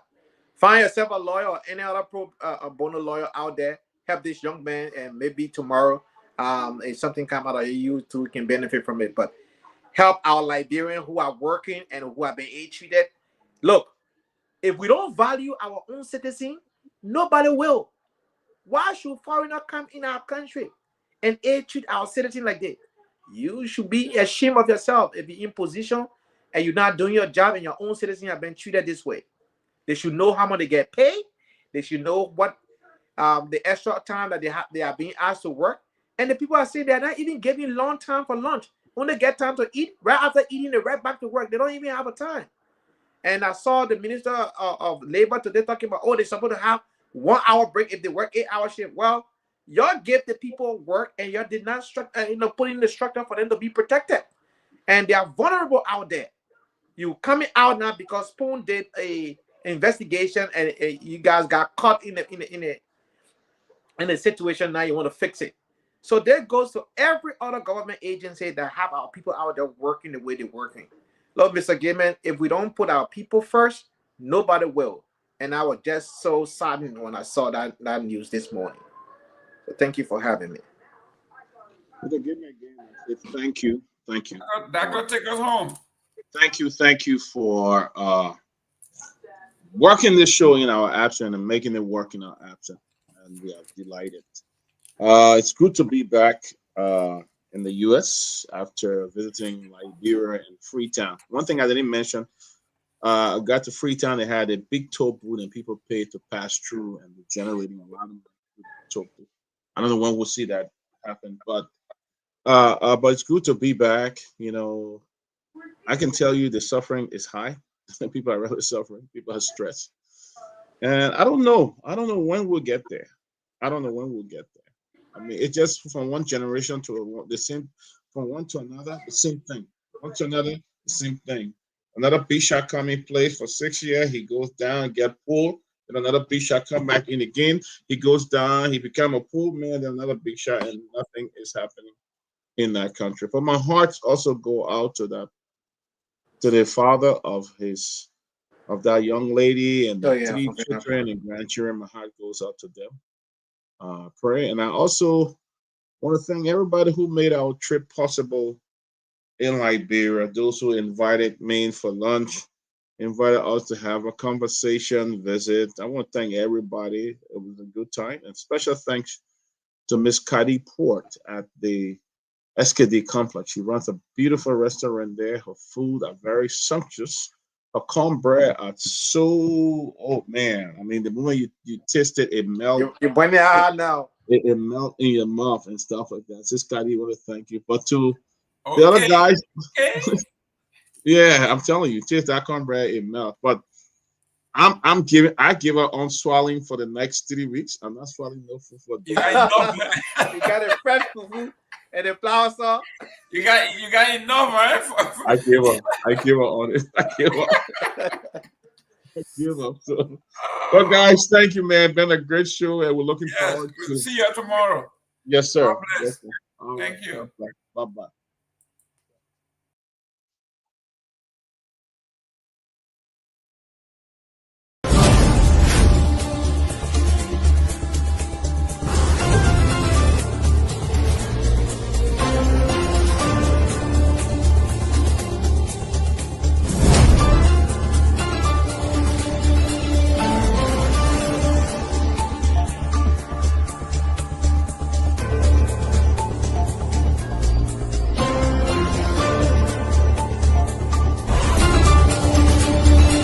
But did you hear the press conference of Seleke Kromah, the IG? He did say that this is a highly political case, did he not? So you don't take the party's word for it, you take the IG's word for it. We elect on 85 irresponsible men what happened to the country. We elect on 85 irresponsible men to govern this country, not to be very irresponsible. Please place your left hand on the Bible being held by your wife, and you will kindly raise your right hand, sir, and repeat after me. All standing, please. I, Joseph Newman Boyka Sr.,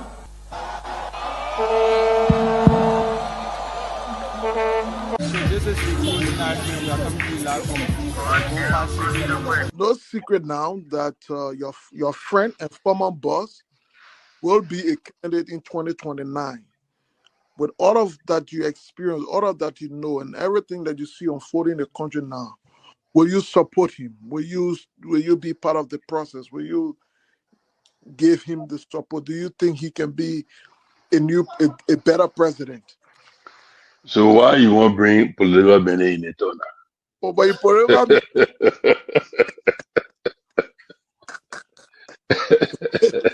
Your political man, my man, before you go out, very active. I plead the fifth again. Okay. When 2029 come and pass, then you finally leave. Mission is completed. Now, what the rules of engagement? When the war ended, the guy said, the captain, the commander said, mission complete. There wounded out first. All men on board. So, this riot situation when it comes to conflict, because many times you notice that If Charles Taylor is the problem, he will be out of here in the twinkle of an eye. And I say, let well-meaning Liberians come home. If we respect this constitution, a government formed in Accra is a violation of Article 1 of the Constitution. Let them come home. Let that government be formed in Monrovia. On the broadcast administration, we want to give the government of Liberia an ultimatum of 72 hours to provide a living ballot of the chairman of the Student Unification Party, or else there will be a catastrophic pneumonia in the Republic of Liberia. To arrest the chairman of the Student Unification Party, only because the government feel intimidated about the Vanguard Party advocacies. The government got capital road, small, that road, B road, all kinds of the place. I think the reason Joseph Baga will not do much because the old man, the papa is suffering. The papa loves the country, but he can't make it. The criminal there around him, they sophisticated than him. They are sophisticated criminals, so they can't make it.